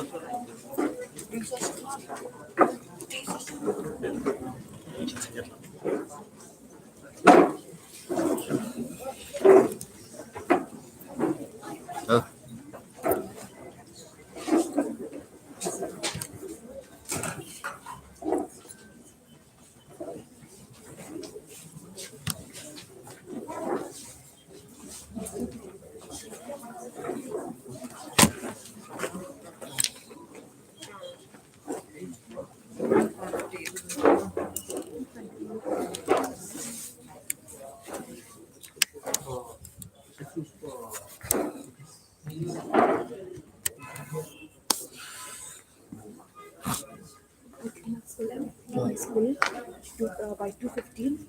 Why not nomor ba? Kira pa check ni ka instead. Okay, okay. Hata maki. Tahap dia such a way. 3 minutes na sama. 3 minutes. 2 minutes. 3 from each school, no? Yeah.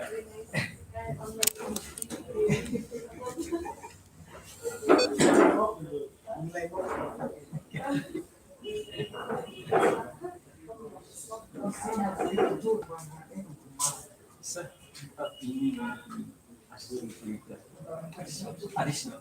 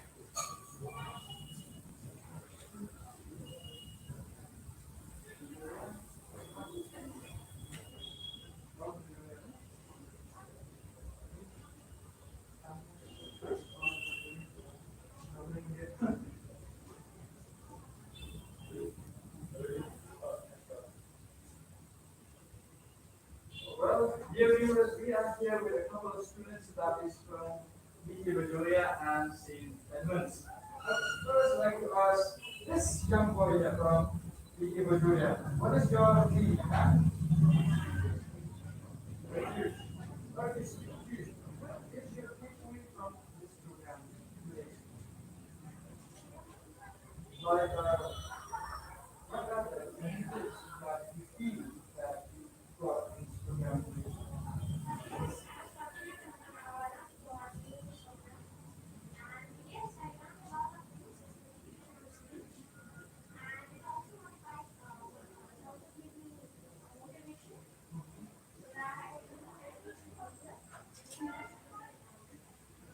Okay. So let me ask you, what is your name? Arundhati. Okay, so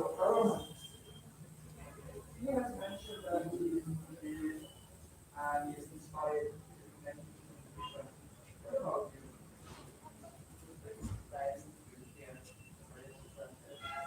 And I'm sure that all of us will take and will make a great name for India. As you know, that science, like what Sana already said, that it's both a boon and a curse. So, what are your thoughts on that point as you simply started? Like you said, you can use science for betterment of localities, you can use science for the development of the country, or you can use science for making warheads which will never be maybe the next India. How can you be so sure that the water are not going to be used in the next 20 years? Because third World War is just mining the guns, as you know. But as we saw in the Ukraine-Russia conflict, now if Russia invades Ukraine, we already know that America will launch a nuclear warhead and Russia will be destroyed and Ukraine will retaliate with their nuclear warhead. But the thing is that India doesn't want to engage in nuclear warfare until China, until any of our enemies like Pakistan and China attacks us. We should not also engage in that because the Russian and Ukraine conflict is not our business. It's their business. It's their war. Let them fight over it. It's not for us. Okay, thank you. Now we would also like to hear a few thoughts from the girls. Yes, what is your name? Valerie. Okay, Valerie, what are your thoughts on the invention? Are you an inventor yourself? Well, I really couldn't want to invent anything, but just to learn something, gain knowledge, and experience such kinds of things in the world makes me want to do sometimes, but not really. I'm not really sure about this. Okay, so you are having this exhibition after COVID pandemic. How important is this exhibition for students like you? You are having this exhibition after, like every time, you have no school because of the COVID-19 one. So you're having this for the very first time. So how important is this program for you after the COVID? Last year we will have last year we will have children here playing, so we will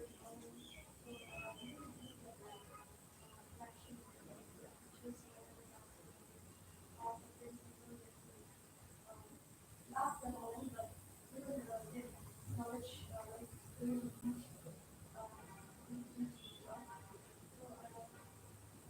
Okay. So apart from which, what important lesson that you take from the lecture that is being given by the director of the university?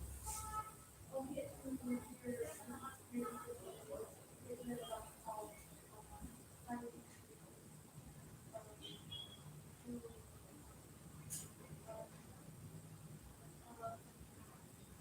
Yes. Would you like to add? not much to add, but we learn much more when we see a person experience it all since learning language. And we, the younger generation, we also learn much more from people like them. So it's a really great opportunity for us all, and I feel grateful, thankful, and fortunate by this. Okay, so here we have heard the views from the students of VIGYAN and in Edmund. Stay tuned with us as the program will continue in the next few weeks more, that is till the 28th of Monday. This is me calling to all from the Himalaya.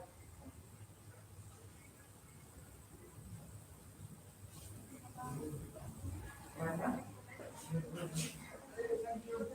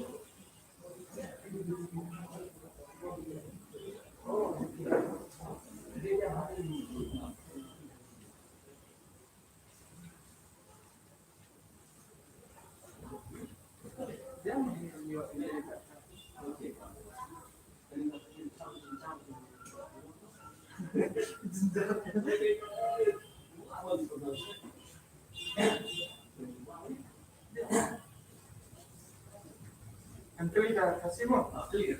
The designation of the no?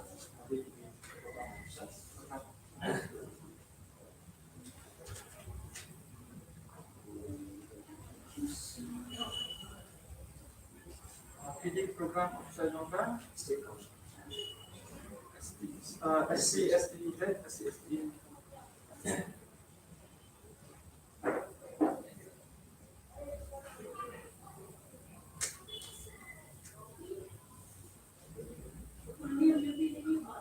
Number CALF Number.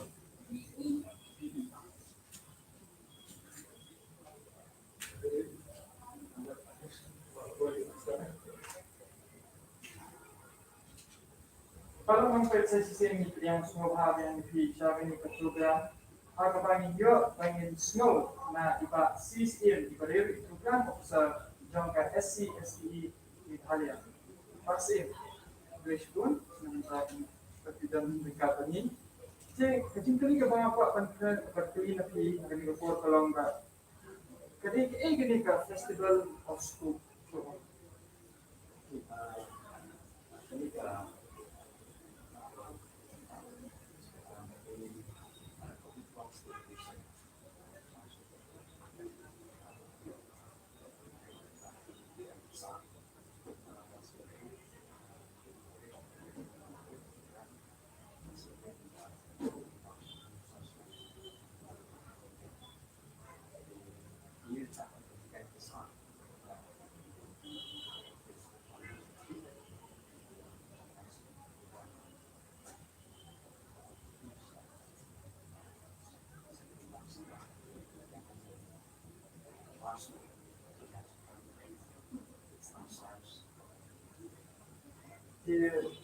बस इनका एक objective यानी कि एक component kata di dan bani dan bani yo nang naga di program kebayaan saya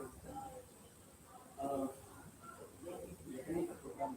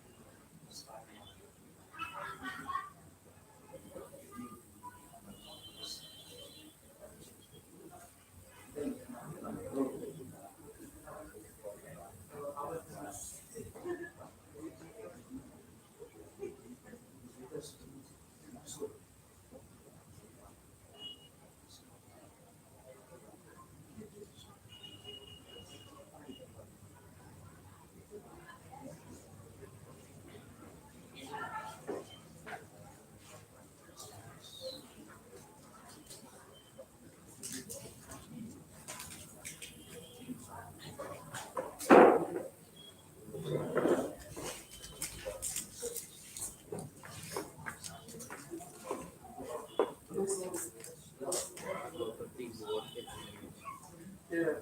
ini di Indonesia di sekitar bulan untuk ini di pertanyaan ini di bawah nasional.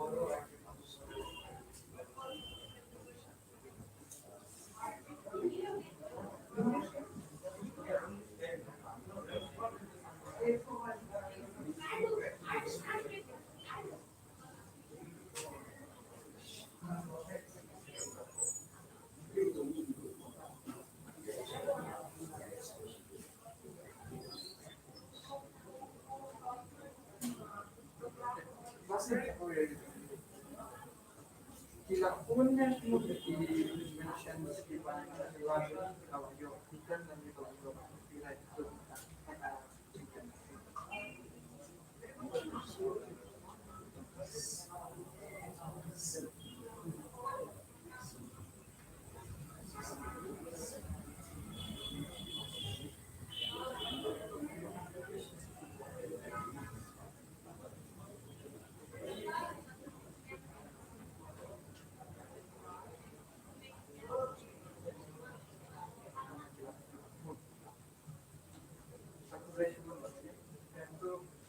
kalau membuat skenario menekan bagi pasien pada dulu nah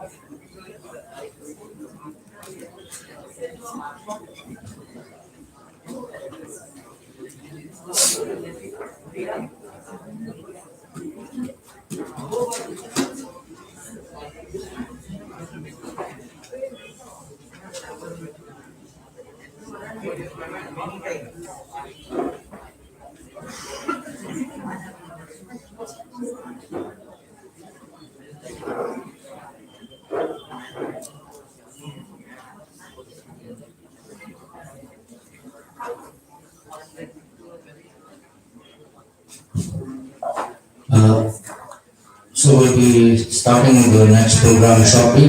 May I request all the students who have taken the food kindly come inside the hall so we can start with the sample speech.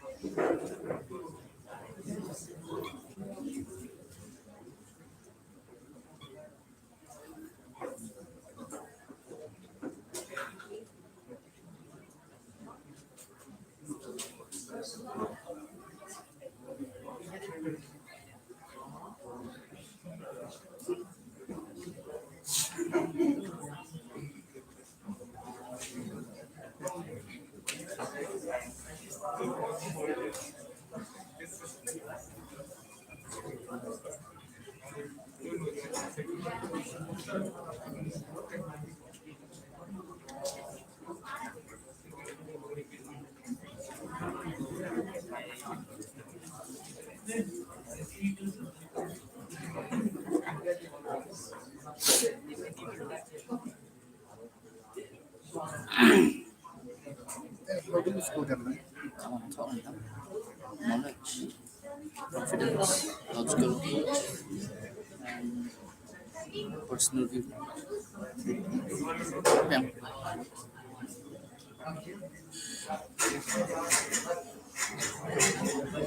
Praktek tak menyamak. That's all. That's all. It's my introduction.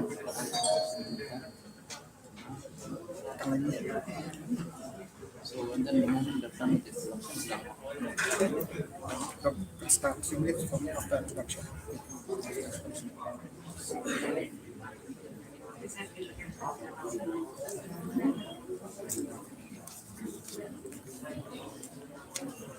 Speaking from knowledge. knowledge, confidence, logical approach. So, we don't need you.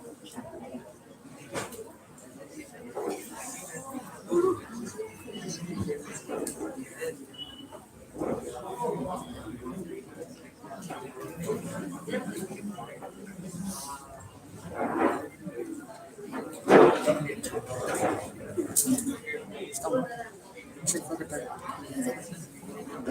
This last one. Kani is you. Kani is like, Shillong.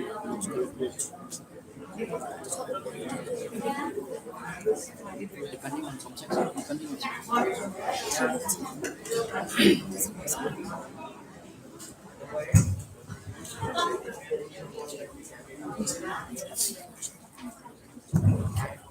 May I kindly request all the students to please make your entrance here towards the hall. We will be starting with the extempore speech shortly.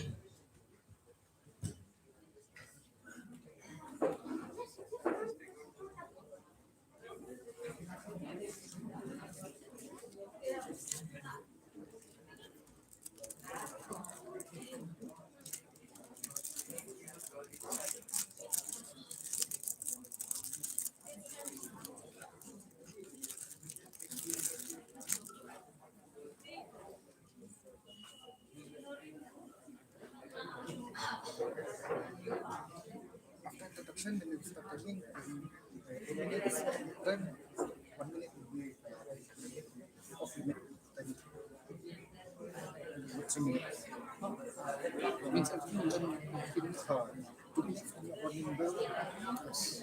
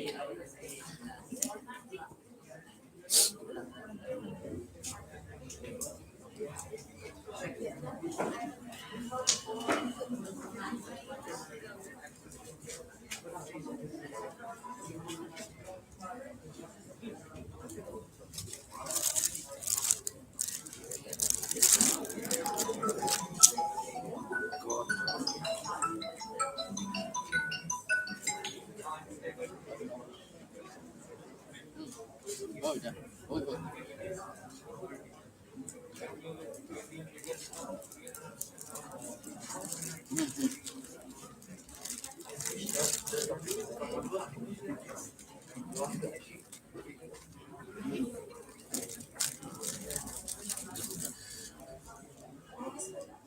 Okay, thank you then.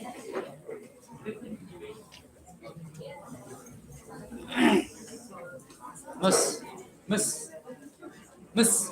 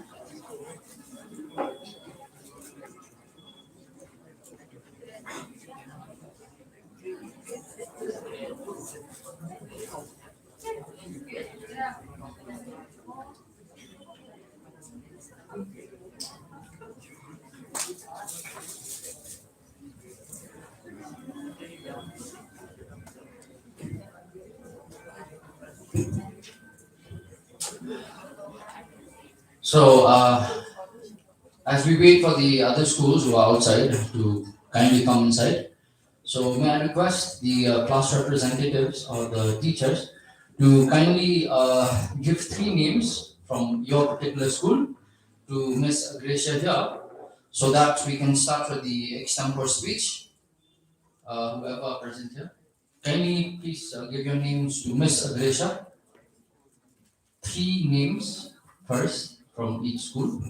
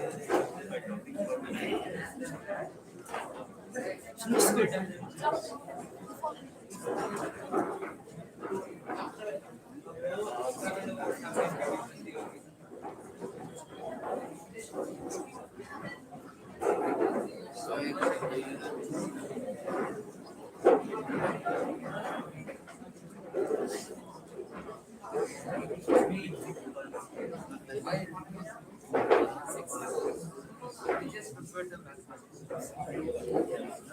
The content that is different, but we have this.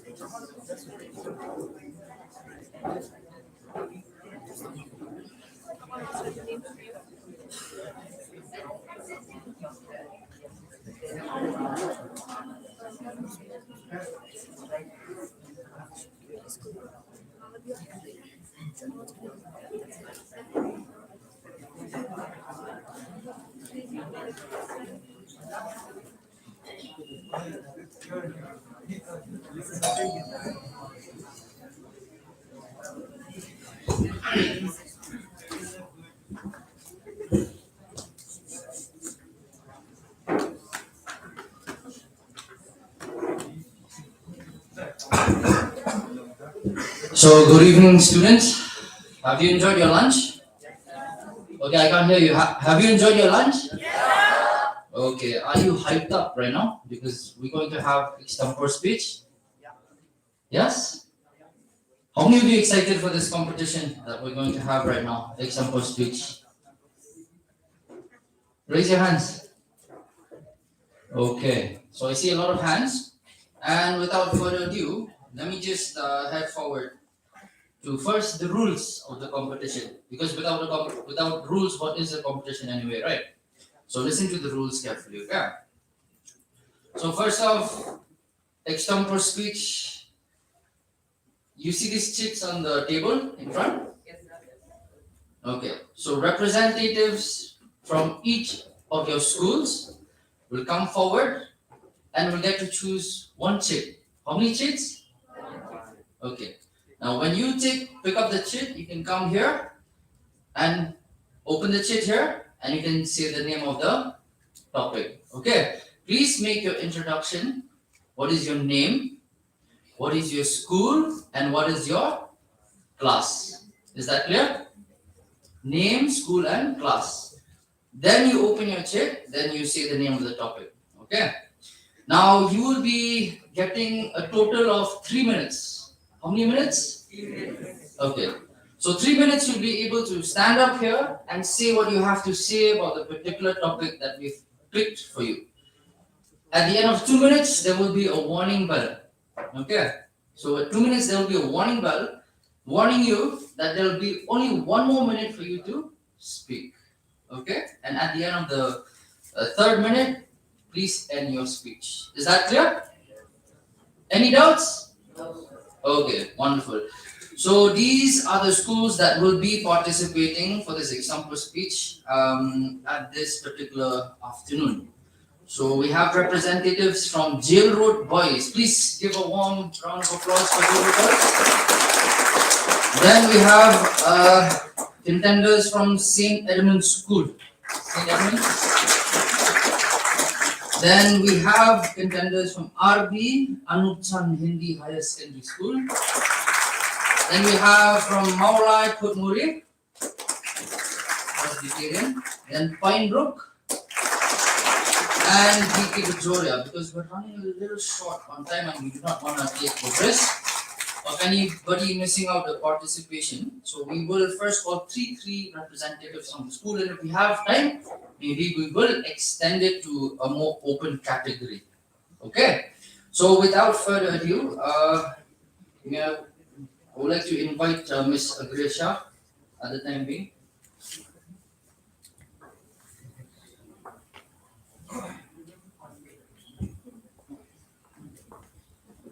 Okay, while at the present time we are still writing the name of the students. So once this program starts, I do expect though the spectators, once anybody is up here, let us respect the speaker. Can we do that? Can we maintain silence while the speaker speaks? And once they're done, we can give them all a warm round of applause, okay? So 2 minutes warning bell, 3 minutes you end your speech. Okay? So okay.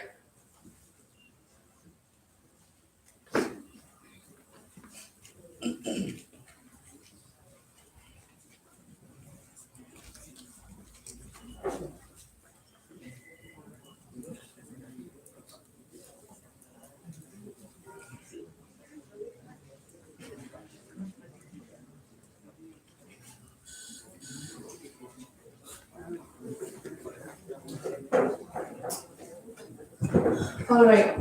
So, are you all ready for the competition? I'm not a male.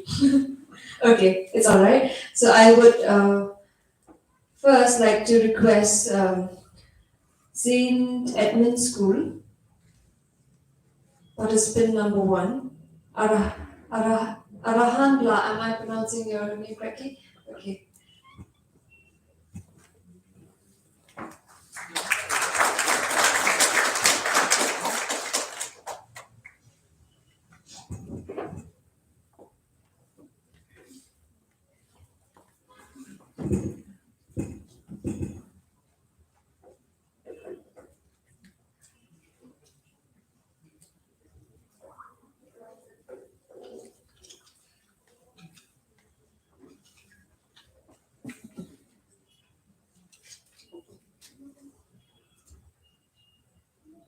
Good afternoon, everyone.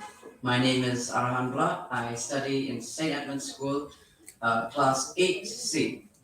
My topic is renewable sources of energy. Now, when we think of energy, what do we think? We think of cars with diesel. We think of pipelines with electrical flows, right?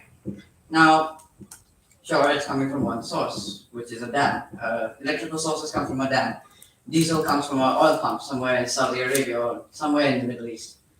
Now, when we talk about renewable sources of energy, that means when we have a source of energy, suppose electrical, but we want to use it again and again. We don't want to use it once and then finish. No use for it.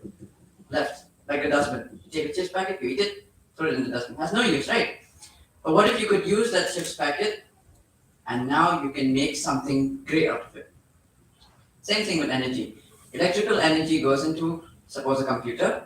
Into a computer, the computer uses that, and once you switch off the computer, where does that energy go? Well, finished. So, renewable energy is where. Now, how can we renew energy? One way is when we use an electrical thing, we can instead of just using that electricity, we can recharge that electricity. That's why the battery was created. Rechargeable batteries were that's why created. You can use them for anything, a toy, a car, anything. Use those batteries, but you can recharge them so that they never expire. Now, how does that sound? Energy that never goes away no matter what you do. That will help us for a lot of things. There will never be a shortage of light. Like I remember a few days back, we had light shortage. Every afternoon, about 2-3 hours, we had light shortage, right? Imagine if all of that went. Imagine if all of that went. We didn't have light shortages, so you can do whatever you want. You can study for as long as you want. The light will always be there. The light will glow. But that's what our government doesn't think about. Our government only thinks about politics. All right. Renewable energy is what we need. Renewable energy is what our government should think about. Renewable energy is what we should strive to achieve. Renewable energy must be implemented in all of our daily lives. Like this, I would like to conclude. Thank you.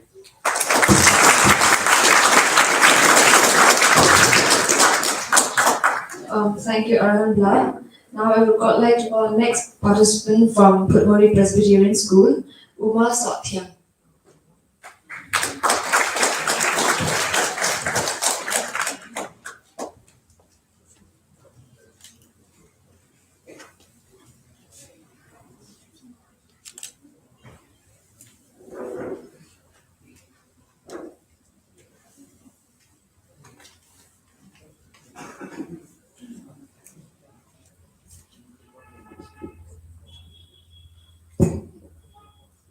Good morning, everyone.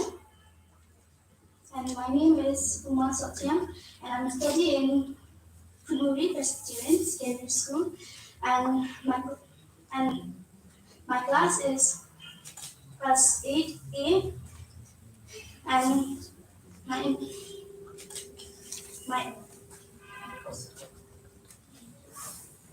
my speech is should zoo be banned? No.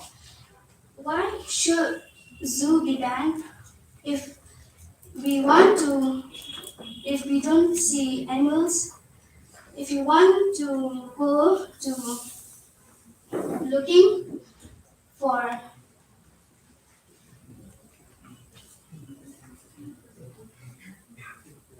to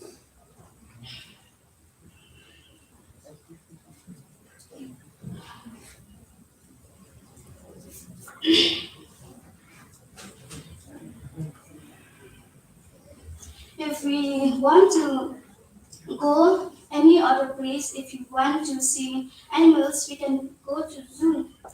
If the zoo is banned, how can that is impossible? So zoo is very important to for the children to see animals in the zoo. It is very fun and we all we also play with animals in the zoo.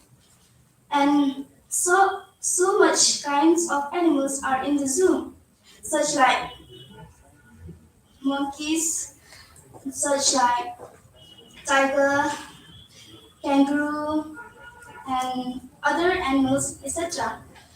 So zoo is very important for us. If the zoo is banned, how can we see animals anymore? So zoo is very important for our lives. We can know animals more and more, and we can know the name of the animals in spite going to the zoo, searching, going to know the animals in the zoo. So only that I can speech and thank you.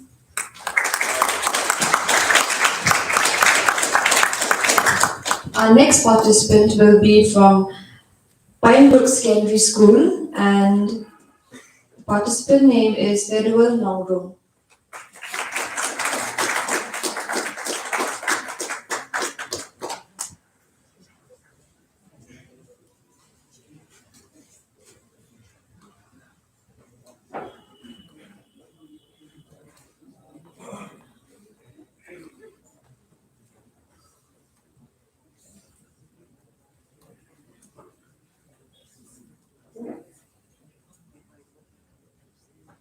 Very good afternoon to you all.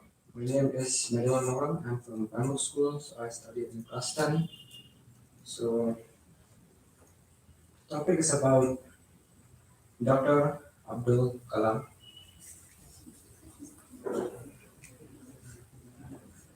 So, yeah, we all know like who's Abdul Kalam, right? So,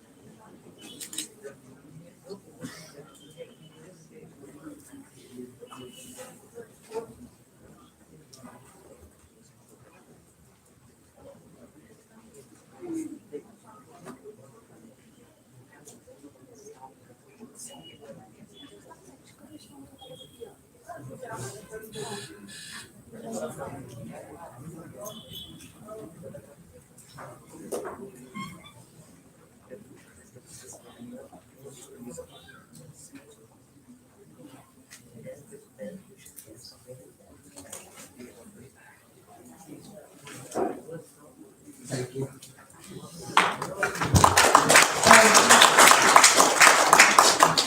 Okay. See, Merul Nongrum, I think it's his first time being on stage for an extempo speech, and I would like all the students maybe to just, give him a round of applause. At least he had the courage to stand here, right? At least he had the courage. And Manoj, don't feel shy about it. This is your platform. We've all had our failures before. We were once students, and I'm sure you can do better next time. All right? Okay, the next participant will be from Jailroad Boys, and his name is Rajiv Nath.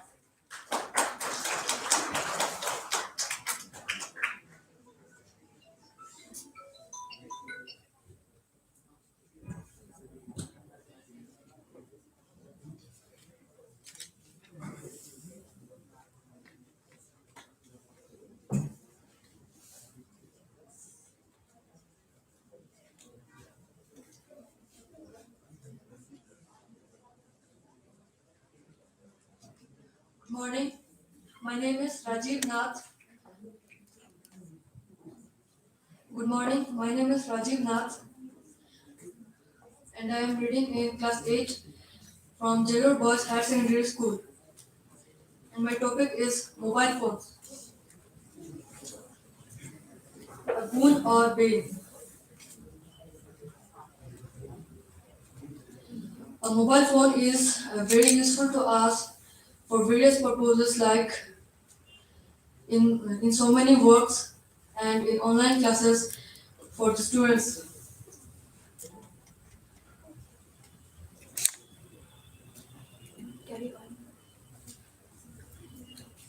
And it can be a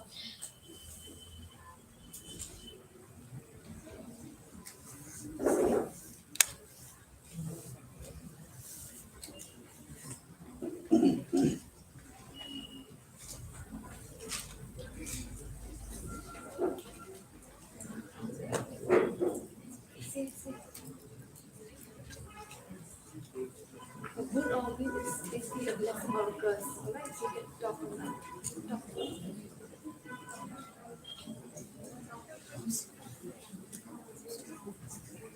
Good is a blessing, bad is a curse. So that is the meaning of good and bad. You can talk about it. What is mobile phone? Is it a blessing or a curse?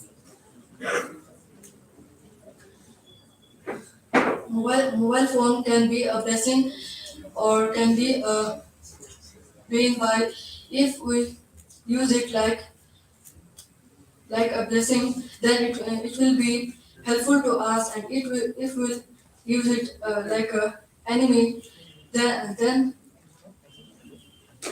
there will be various problems for us.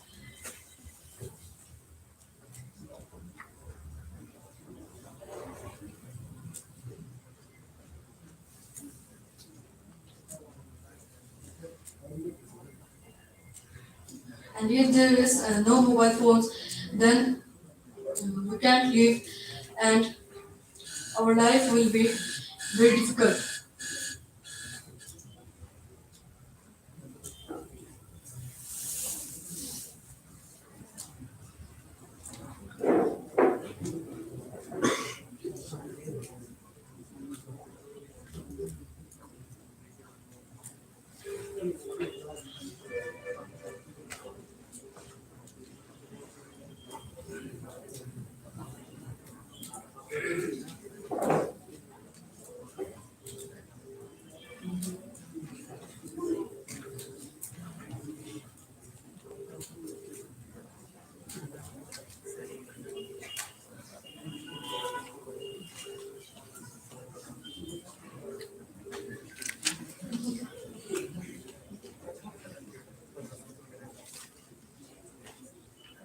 Thank you.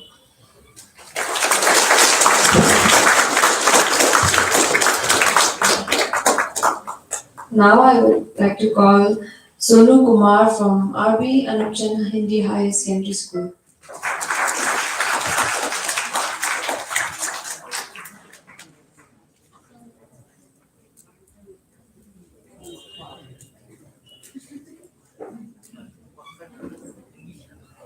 Yes, you can speak in Hindi also.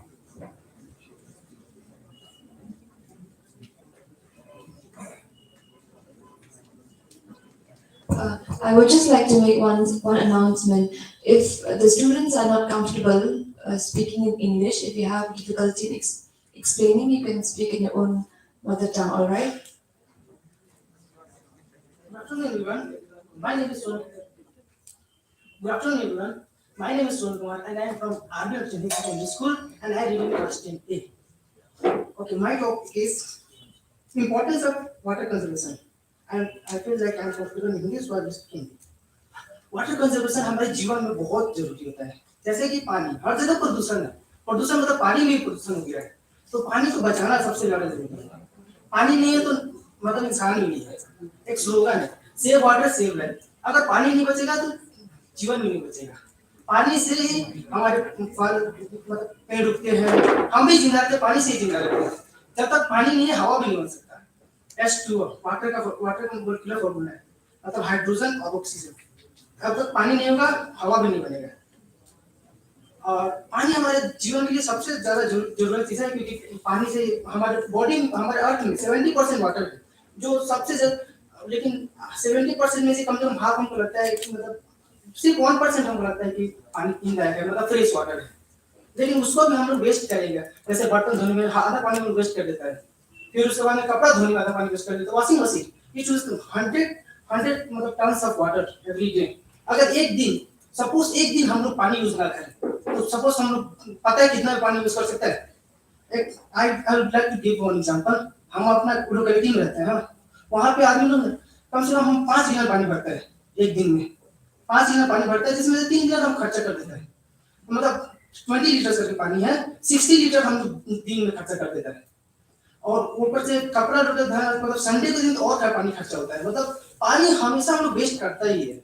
मतलब if we conserve it, मतलब पानी को अगर मतलब नाला फेंक लिया होता है, हम अगर क्या बोलते हैं वो ड्रम में रखते हैं, मतलब तो थोड़ा सा ऊपर का फ्रेश हो जाएगा, तो उसे फिर रीयूज कर सकते हैं, हम लोग पानी कंजर्व कर सकते हैं इन दिस वे। और बेसिक प्रॉब्लम ये है कि मतलब हमारे रूरल एरिया बहुत जगह जैसे राजस्थान और क्या बोलते हैं हम अभी अबेंडली वाटर यूज कर सकते हैं, मतलब जितना मर्जी जितना वाटर यूज कर सकते हैं। लेकिन जहाँ पानी नहीं है, सोचिए वहां पे लाइफ कैसा होगा। वहां पे लाइफ और भी बहुत डेंजरस होगा, क्योंकि जब पानी पीने के लिए नहीं है ना, तो पानी जीने के लिए भी नहीं। मतलब पानी पी नहीं सकता तो जी भी नहीं सकता आदमी। हम वाटर ज्यादा वेस्ट कर रहे हैं, मतलब कंजर्व करना चाहिए पानी, ताकि उन लोगों को भी पानी मिल सके। हम सबको पानी का पूरा आ गया, इसलिए हम पानी कंजर्व करना चाहिए, ताकि सबको पानी अच्छा से मतलब पूरा अवेलेबली अवेलेबल हो सबके लिए। इसलिए फ्यूचर जनरेशन को बचाना है तो save water and save life. Thank you.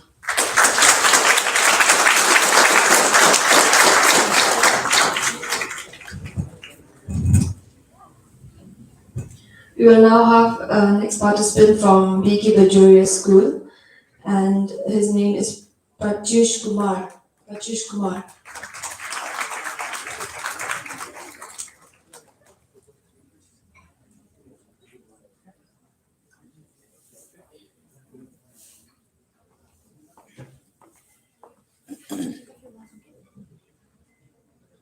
Good afternoon, everyone.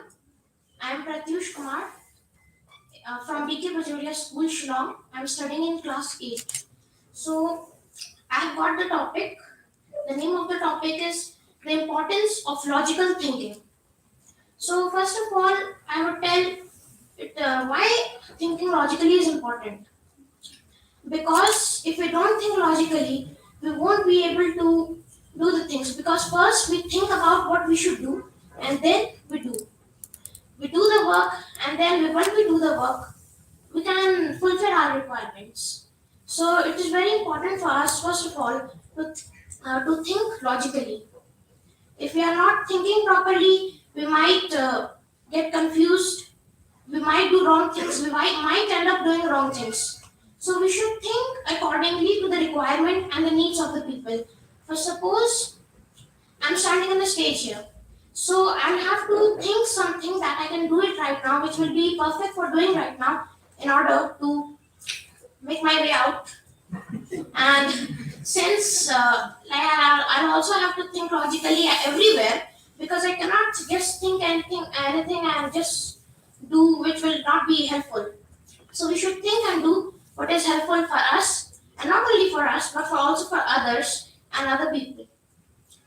Whatever we do, if we do bad, it will we will also be affected if we do bad, and if we good, it will if we do good to the others, it will be good for us also.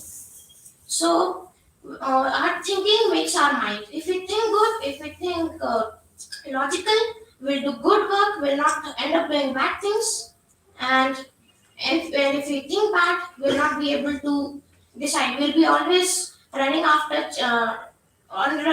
bad things, pulling each other, and we will also not be able to do anything good. We'll not be able to let others also do anything good. So it is very important in our lives that we keep good thoughts in our mind, and it is always true that good thoughts help us do good work. If we wake up early in the morning, do meditation, yoga, we can help think and think properly. We cannot end up doing wrong things. We should keep our mind fresh to keep our thinking good. And if we do wrong things, it will be bad for us also. So it is important for us to think logically and perform or do the work logically for success in our life. And with this, I'll be concluding my speech. Thank you, all of you.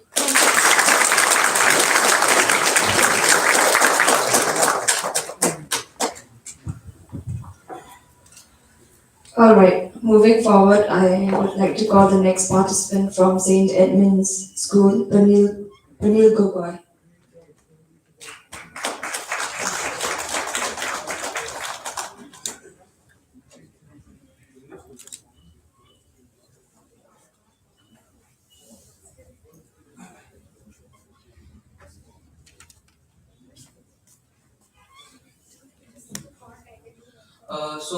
Good afternoon, everyone. My name is Pranil Gogoi, and I study in St. Edmund's School, Shillong. And today, the topic I'm going to speak on is impact of coronavirus in the Indian people. Indian people. So, what has the coronavirus done to us? First of all, came the lockdown where we were all stuck in our homes and basically did nothing, but screen time had increased a lot, and the economy also had gone down, and it was full of chaos, the life. And and the topic is on the Indian people. We Indians mostly are in business and all, business, economic, and most of these things. So when business decreased, economic also had decreased, and the school also became online, which increased our screen time, and many people also started wearing specs, goggles, and all. So all of it together, I would just like to say that the coronavirus's impact on the Indian people was terrible. And after coming of the vaccine, everything had started to stabilize, and we should all be grateful that the vaccine had arrived and we are all in a stable condition now. So, with that, I would like to conclude. Thank you. Thank you, Panil. Our next participant will be from Putmuri Presbyterian School, and the name of the participant is Wan Pintingen Nengnong. Wan Pintingen Nengnong.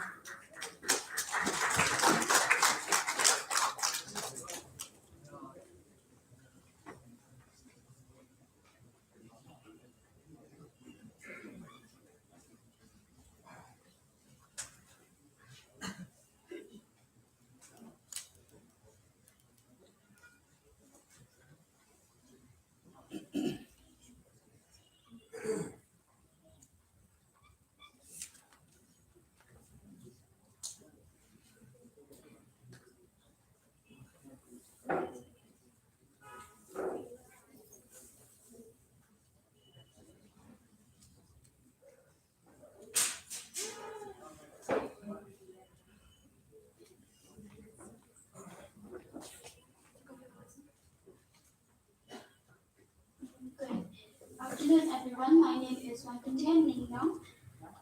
I'm from Purmuri Presbyterian Higher Secondary School.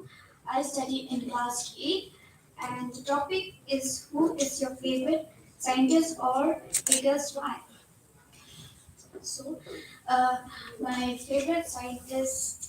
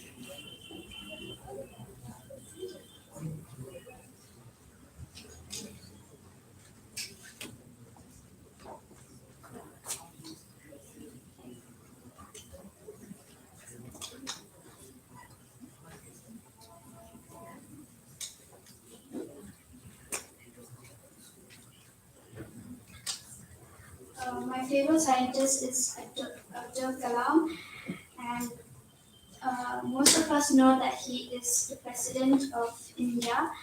And uh, my figures is that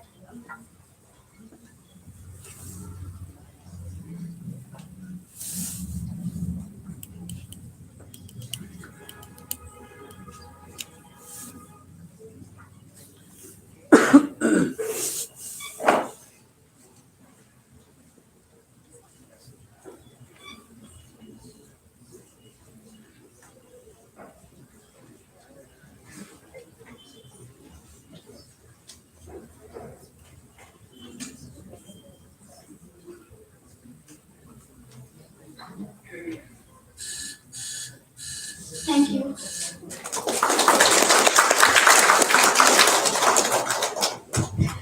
I would now call Monisha Dakhar from Pinebrook Secondary School. Monisha Dakhar.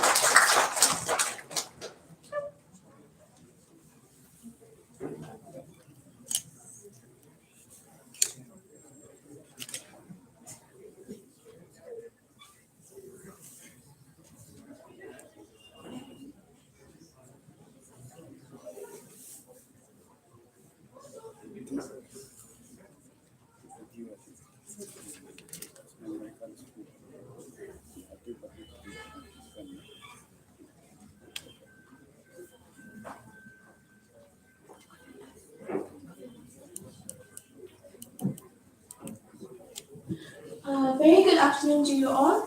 My name is Monisha Dakhar and I'm from Bangor Secondary School. I'm studying class 10.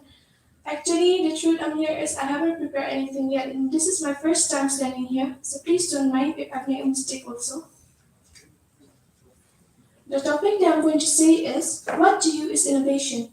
First of all, innovation is like some sort of creative ideas. First of all, we get ideas from not just by watching TVs, we can get from anywhere. Like science is present everywhere, science everywhere. So all the scientists, like when the friend that sir had speak before, he said about how can how can a boy who doesn't have mobile phones, who's in just poor states, how can he just make a big CD like he just can make a very small one? That I would like to say that is just talent. That is talent. And talent is present everywhere.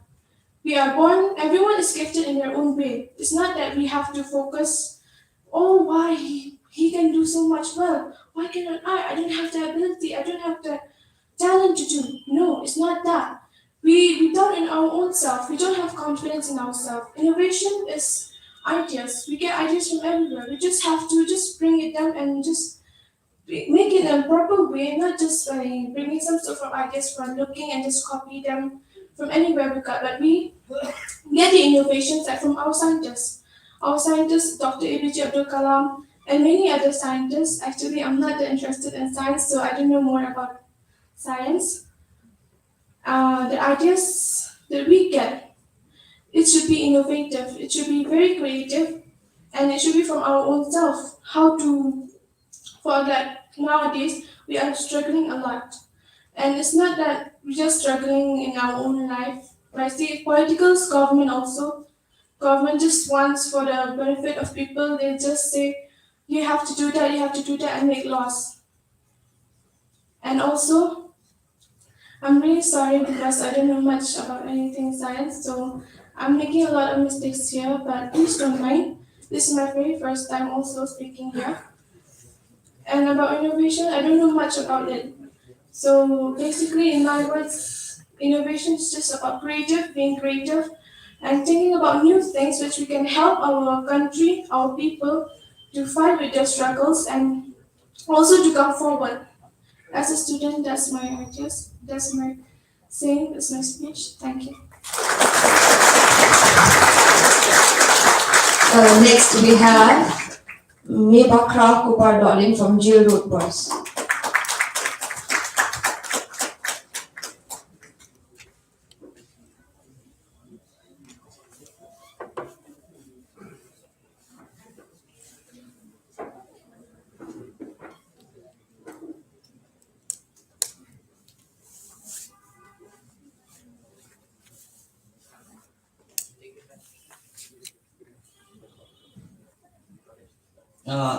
Hello everyone. This is Mibkrop Pardoli, and this is my first time that I speak in this VIGYAN Sarvatra Pujyate, and at the same time, so this is my first speech, and I don't know much about speech because I'm liking sports in my life. I try to play sports, but whatever I say, don't mention it. Okay, fine. But the topic is, It's okay, don't speak. but the topic is the dangers of fake news in WhatsApp messages. The dangers of fake news in WhatsApp messages is like you get the information from from other students or from other people or from other person. You means you give it fake news that is not included in the news or not included about social media. So you give it fake news to everyone. So it's not good if you give it. So if you if you want to give it the fake news, if you want to give it the good news, you should answer. You should reply it in a good way or in a good manner, and be respectful to the message. And at the same time, so you should not give fake news to every friends or every person, to every people. Means you have to be positive and not negative in your life. So that's the reason, and I don't have any words in my life. So any words in speech, and that's what's included for me. Thank you. Thank you, Mebakra Darling. I would now call Shubham Shah from RV Eruption Hindi High Secondary School.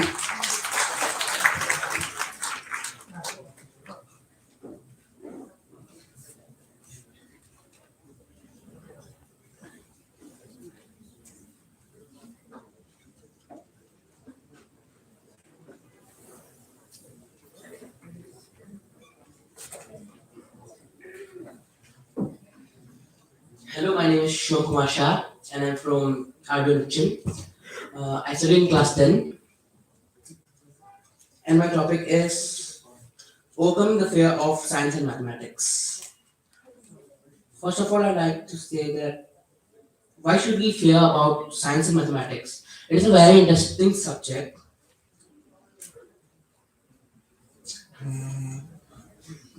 By the help of science, we are like using many items, electronic items, which are made successful by the help of science and mathematics. Our India has great number of mathematics knowledgeable persons. Mm, mm, They are very great. Like Aryabhatta, he gave the theory of zero, from which we can study better, like easily. Mm,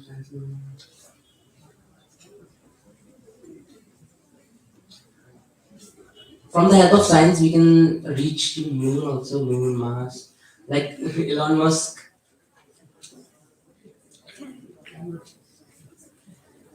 Thank you. I would like to conclude.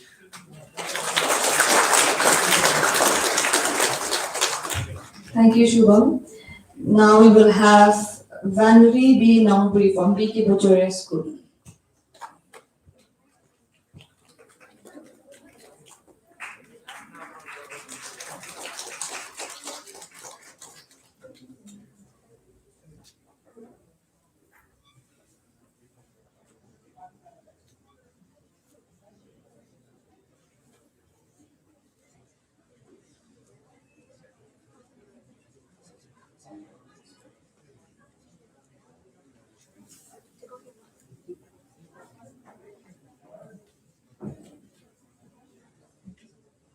Good afternoon, everyone. My name is Vanri B. representing BK Bajoria, and I study in class 8. Now, my topic today is the problem of traffic congestion. First of all, traffic. It bothers everyone.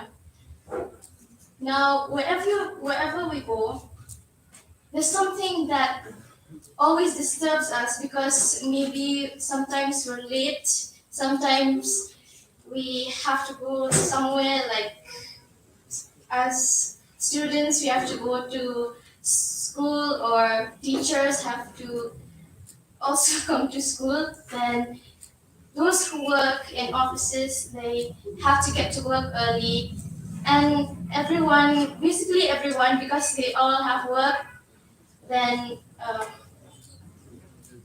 it's difficult for us to reach on time because time, it goes by very quickly. It's like in a flick, it goes away, it slips. Sometimes you cannot even hold for a moment because time is nothing but precious. But traffic, you can't really control it, and the traffic police, they also face difficulties. Sometimes there's like problems, accidents, sometimes people argue, they want to get to work, or they want to go somewhere in very short period of time. But we can not solve that eventually because there are multiple of people every day going somewhere. Right now also, you can see outside there's many people, many cars, many transportation vehicles, and sometimes you can even get out of the car and then you can just walk, but that would be very difficult. So all that I can say is that you can either use a bicycle because it also prevents pollution and it's eco-friendly. So cycling is also better for our health because sometimes people who are suffering from any disease, they kind of like have problems during driving, and it's also dangerous because it might lead to road accidents and many more. So for now, because of the coronavirus pandemic, it's really it's very difficult to reach on time because sometimes even frontline workers, they also have difficulty in reaching hospitals or anywhere they work. So for now, all we can do is drive bicycles, and I'm not saying it in a funny way actually, but still be eco-friendly and be careful of yourselves too. Don't like overspeed. So for now, all I can see is that. Thank you.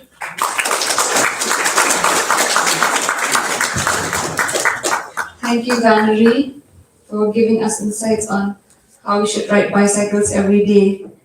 Now, I would like to call Laksh Datta from St. Edmund's School.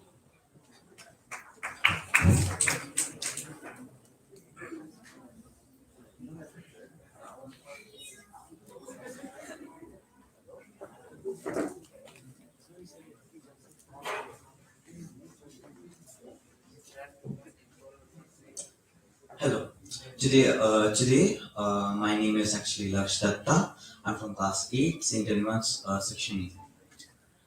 Now, do you know what the word Laksh means? Laksh means target. So my target today is to every one of you sitting in front of me to get interesting on today's topic. So today's topic is artificial intelligence is it beneficial for non beneficial for the future? As we know, in sci-fi movies, as we have seen, many you just click a button and some things appear. Hmm. So I'd like to say that artificial intelligence is extremely useful, but that doesn't mean that we should replace every body part with that.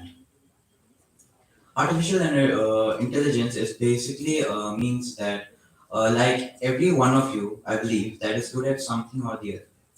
But artificial intelligence is good in everything you can think of. Hmm. So replacing with artificial intelligence is actually a very good idea, but that doesn't mean that we'll replace everything because there's a very narrow line between humanity, emotions, etc., and robotic, non-emotional, and non-lovely. So with that, I'd like to conclude. Stay curious. Thank you. Thank you, Laksh. We will now have Orville F. Karluki from Putmori Presbyterian School.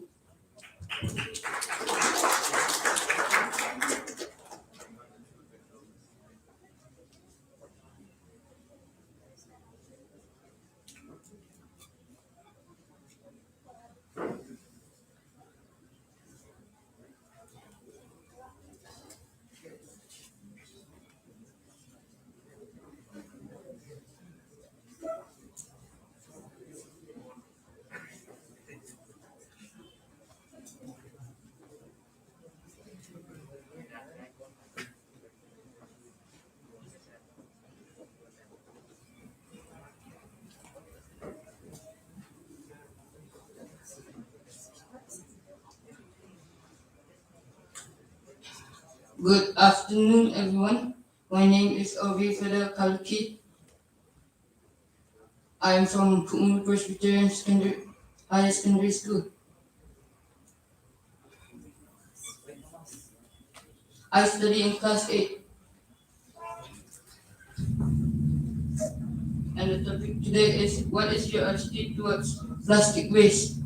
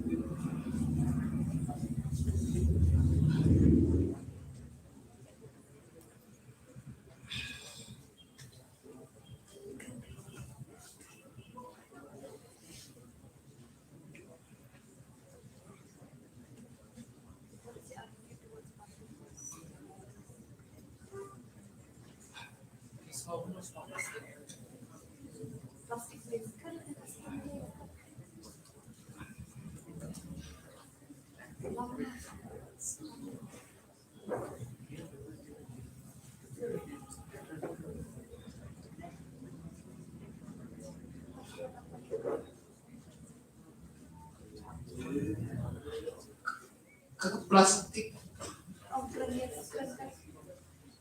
kadai kuwai kaban jabo tam nukte kibun wadan haka usiha ki ki sa beach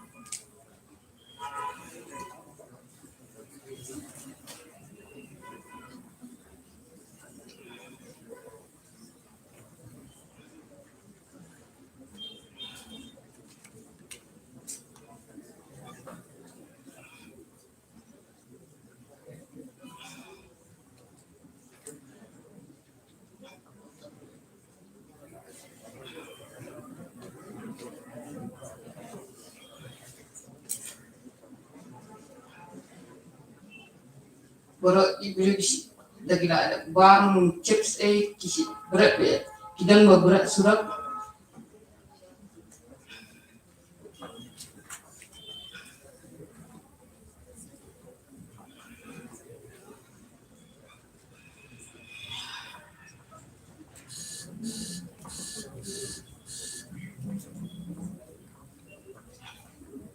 For that, I would like to complete my speech. Thank you. Thank you, Arvind. Now we will have Samaria the card from Pine Brook Secondary School.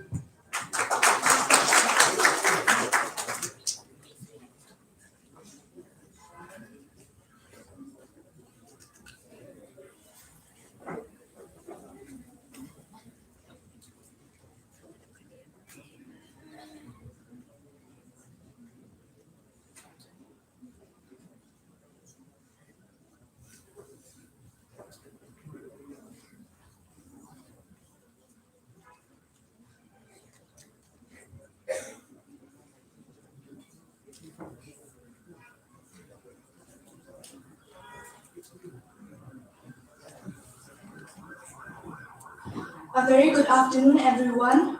My name is Samaria Mara, and I'm a pupil from Pine Brook Secondary School, and I study in class 9. So my topic on extempore speech is about forest conservation, and we all know it's very necessary to conserve forests because trees are our only best friends, which helps us in living every day.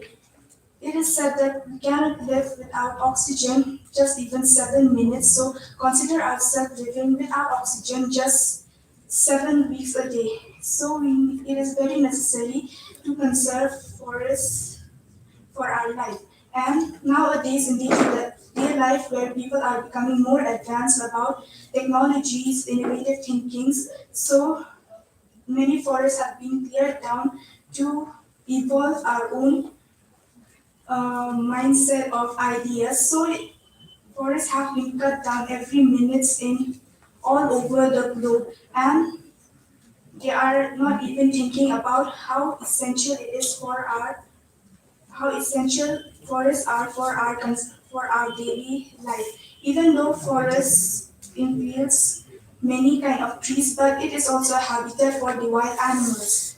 Wild animals live in forests, and as human beings, they also reproduce, they also breathe, they also eat, and they have feelings not for humans but for each other. And even we humans, as we all used to love our parents, our mother, our father. Even animals know their own babies. They love their own parents. So when forests have cleared down, birds, especially for birds build their house nest in on top of the trees. So for them it used to be very difficult. So for that we have to think, and even though we have advanced ideas, but still we should not cut down forests for just our requirements, but we should also think about animals as well. And this is all. Thank you. Thank you, Samaria. Now we will have Anurag Sharma from Jail Road Boys.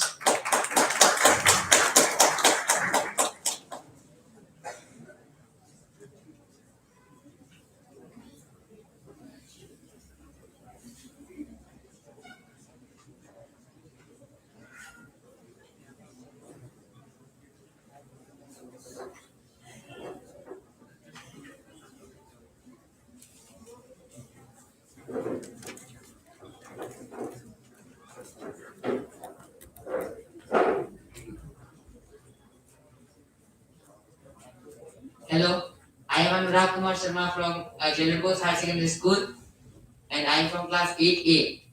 So my topic is air pollution. Why do we have air pollution? Because of cars, bikes, and vehicles that we use. So we have to use less vehicles. All the vehicles and machines that we use, they prevent air pollution. Sorry, I mean.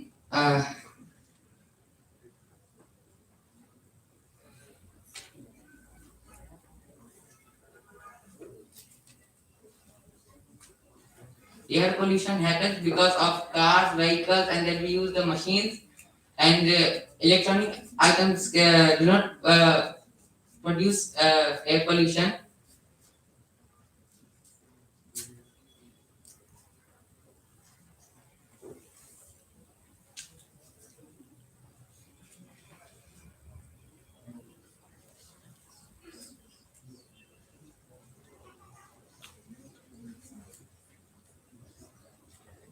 If we have to stop air pollution, so we have to use less vehicles, machines, and all, and especially coals and the woods and fuels that we use, that also produces more air pollutions.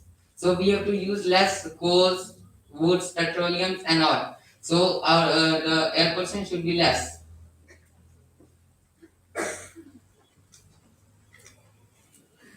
Because of air pollution, many people are falling ill, sick because of air pollution. Because air pollution is very bad thing.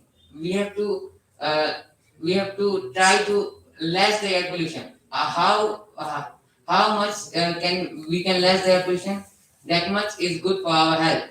Because air pollution is the very dangerous thing. We don't think about air pollution, but air pollution is a very dangerous thing. We cannot think about it, but it is very dangerous. So we have to do less air pollution, and we have to, if we have to do less air pollution, so we have to use cycles, because cycle also help us to prevent air pollution. And vehicles, cars, bikes, and all the vehicles we are using that are produce air pollution. So we have to use cycle for to do less pollution.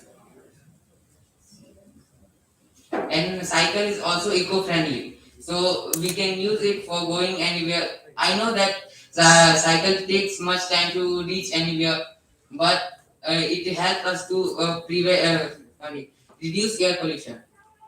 So we have to use cycle, and we have to do less pollution. We do not have to so thank you. This I have done with my speech. Thank you very much. Thank you, Anurag. Now we will have Neha Bhavniki from RB Anupchand Hindi High Secondary School.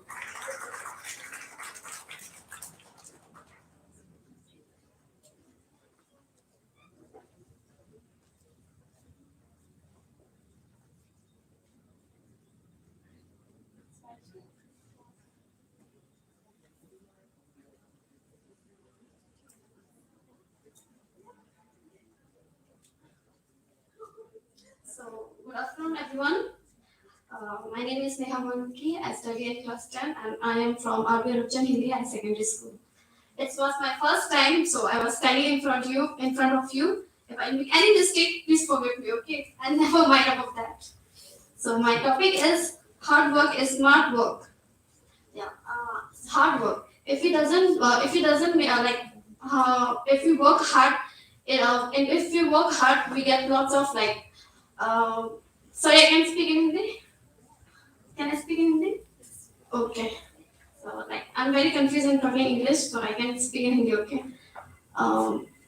Hard work hard work हम लोग के लिए बहुत ज़रूरी है. अगर हम hard work करेंगे तो हमें कुछ we can fulfill our needs and all.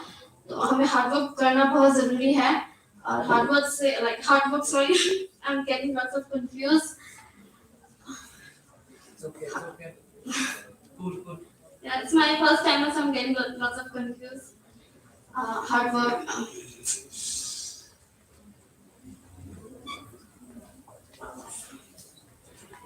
Hard work is very important. We should work hard to fulfill our needs and all, to make our life very happy, and to make our parents proud, and our society also. And we should do lots of things to others, and hard works. I'm not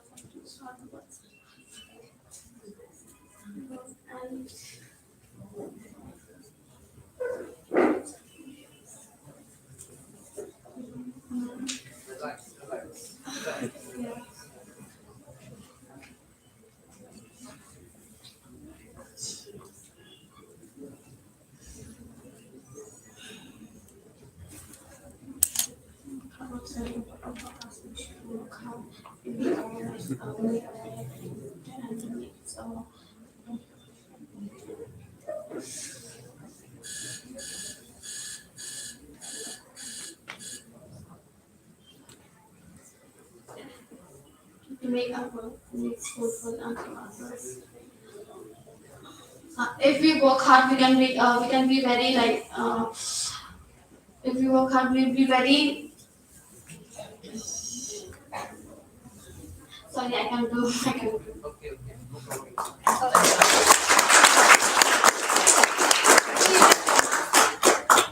Neha, I think you left your mask on the. It's alright. Don't be shy. Okay, we have a last participant. That is Binit Deb. Am I pronouncing it correctly? Okay, from BK Victoria.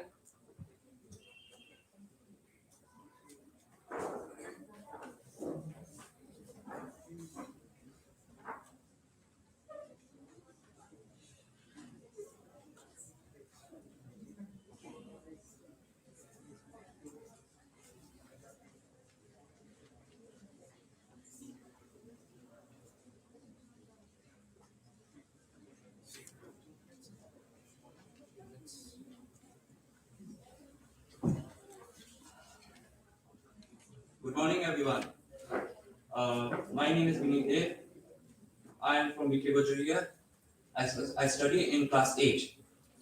So my topic is social media is making us antisocial.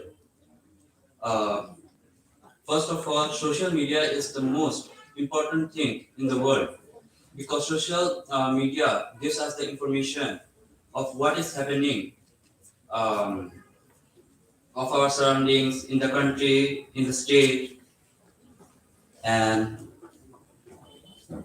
here comes the question. Thus, social media is making us antisocial. Yeah, in some cases, it is making us antisocial because through social media, you take an example like many of us during Facebook, we are using our Facebook and we got some news without reading it carefully. We forward it to our relative, friends, and other people. For that, they also share other people's. That's why a rumor comes, a fake rumor. So we should not do that. We should first see the messages carefully, see the videos carefully, see the magazines carefully.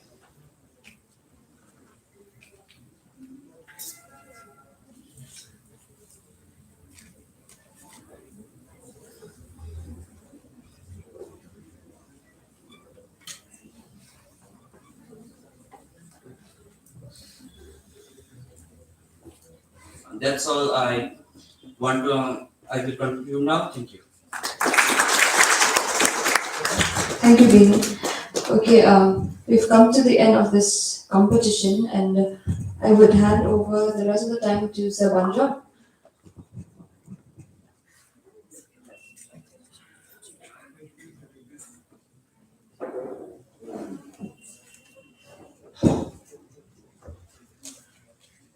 So, first and foremost, what is important of this moment is that you all participated. And for success, 90% of the job is done when you take the first step of participation. So, can we please give every success story, whoever even stepped up here, a very big warm round of applause. Okay? You deserve so much. And as I know, there were a lot of you who stepped on the stage for the very first time. How many of you did that for the very first time? Please raise your hands. Can we please give a warm round of applause to each and every single one of you? It's not an easy task to come up here because I think most of you will agree, you feel your heart is up here in your throat. You feel as if you've forgotten how to breathe. You feel your blood pressure rising up, your face swelling up with redness, yes? Now, those are the symptoms of great success in the future. Okay? So, please, one more time. It's not easy at all. And trust me, because we have been through your shoes and we know how hard it is. But as a mark of gratitude for everything that you've been doing, as one, I think, what was your name again? You got the topic of innovation, right? And look, when she spoke about innovation, she basically did not get the grasp of innovation. She said she doesn't even like science. She doesn't even like science. But what she spoke was coming out of something very scientific in temper. What did she say? She said that innovation, everything is within us. So like innovation that is very much a part of you, let courage also beam you towards your brighter futures. Okay, can you do that for me? And for all of you who actually do not like science, we at the Shillong Science Center, we at SCSD are always willing to make the path less harder, less dim, less darker for all of you. Are you willing to take part with us in this journey? Yes? Okay. So I know most of you will be wanting to know the results, but suspense, right? Serious. I'll keep it at suspense because the grand finale, which will be there on the 28th, we will be announcing the prizes there. So there will be 3 prizes and 2 consolation prizes. Okay? Okay? So any guesses? Any guesses? BK Bajore, do you think BK Bajore will win? Okay, what about the school at the back? Do you think you guys will win? Girls? Okay, what about this school this side? Do you think you will win? And what about Jail Road? Do you think you will win? Okay, doesn't matter who wins, but we all winners because we've participated, okay? So thank you so much for participating, and we will get to know about the results on the final day, which is the 28th. And I do hope like a lot of you will also be participating on that day because we'll be giving away prizes for all of you, okay? So thank you so much.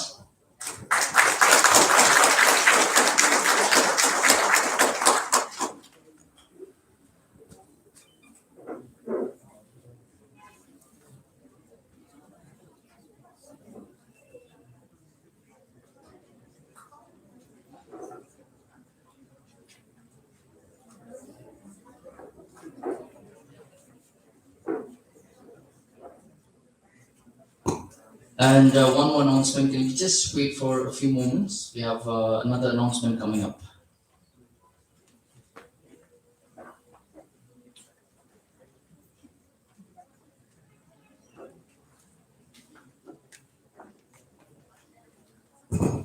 All right. I think most of the students are.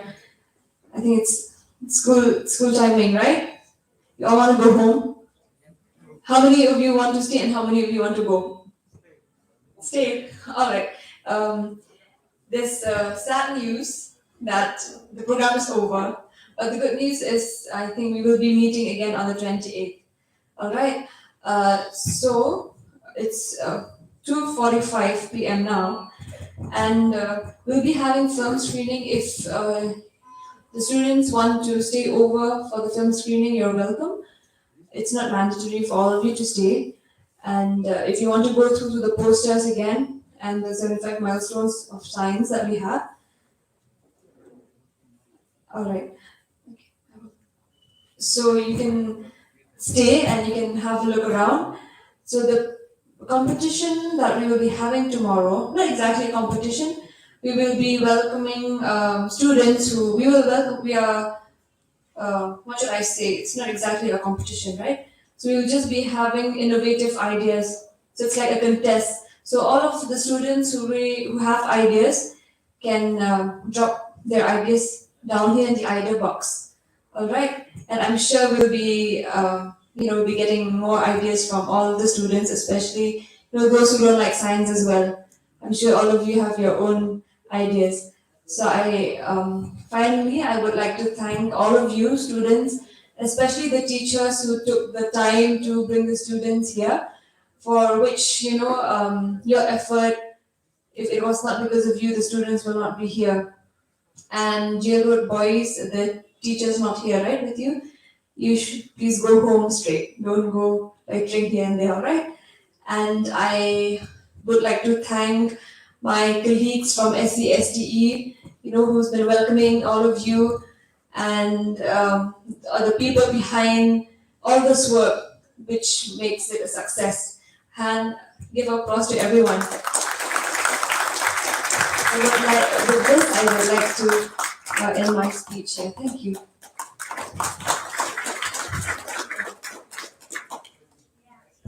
Oh, and one more thing. For students who are not leaving yet, you can visit the back of the stalls. Basically, we have some innovations made by local people. So you can check out, read the description, and maybe you'll get some ideas or maybe how to invent or innovate new things. Okay? Okay, thank you.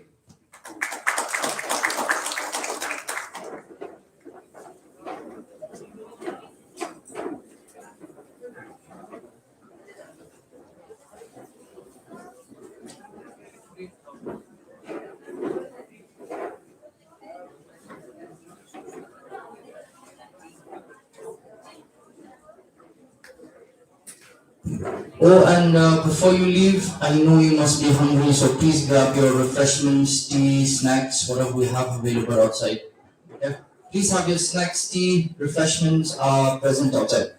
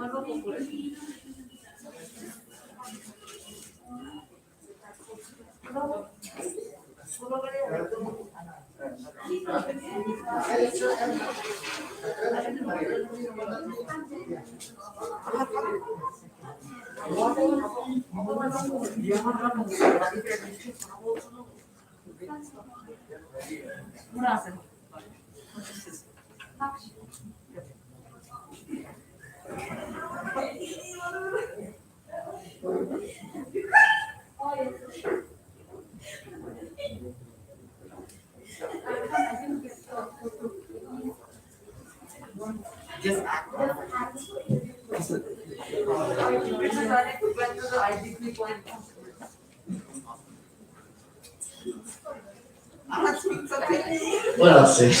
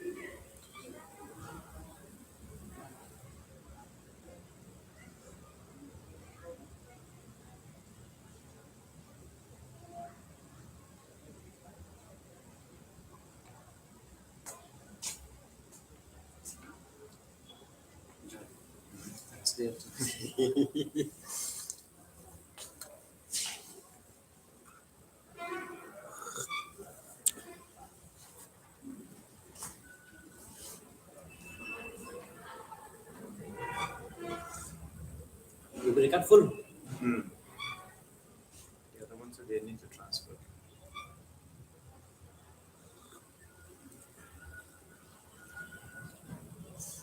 Six 4 GB mo. Yang memberikan. Oh, yesterday finished to transfer to your money to your account.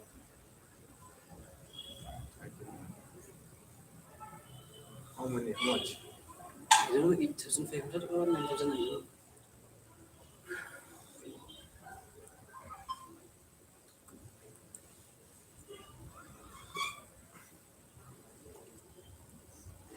You go and take tomorrow. The camera. You got to buy extra card macro. You buy extra. This your 8 GB is already transferred or not? On the first day itself, at least to pay them. On the first day, at least to pay.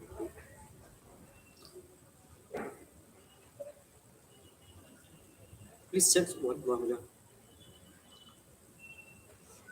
So I'm gonna have to see.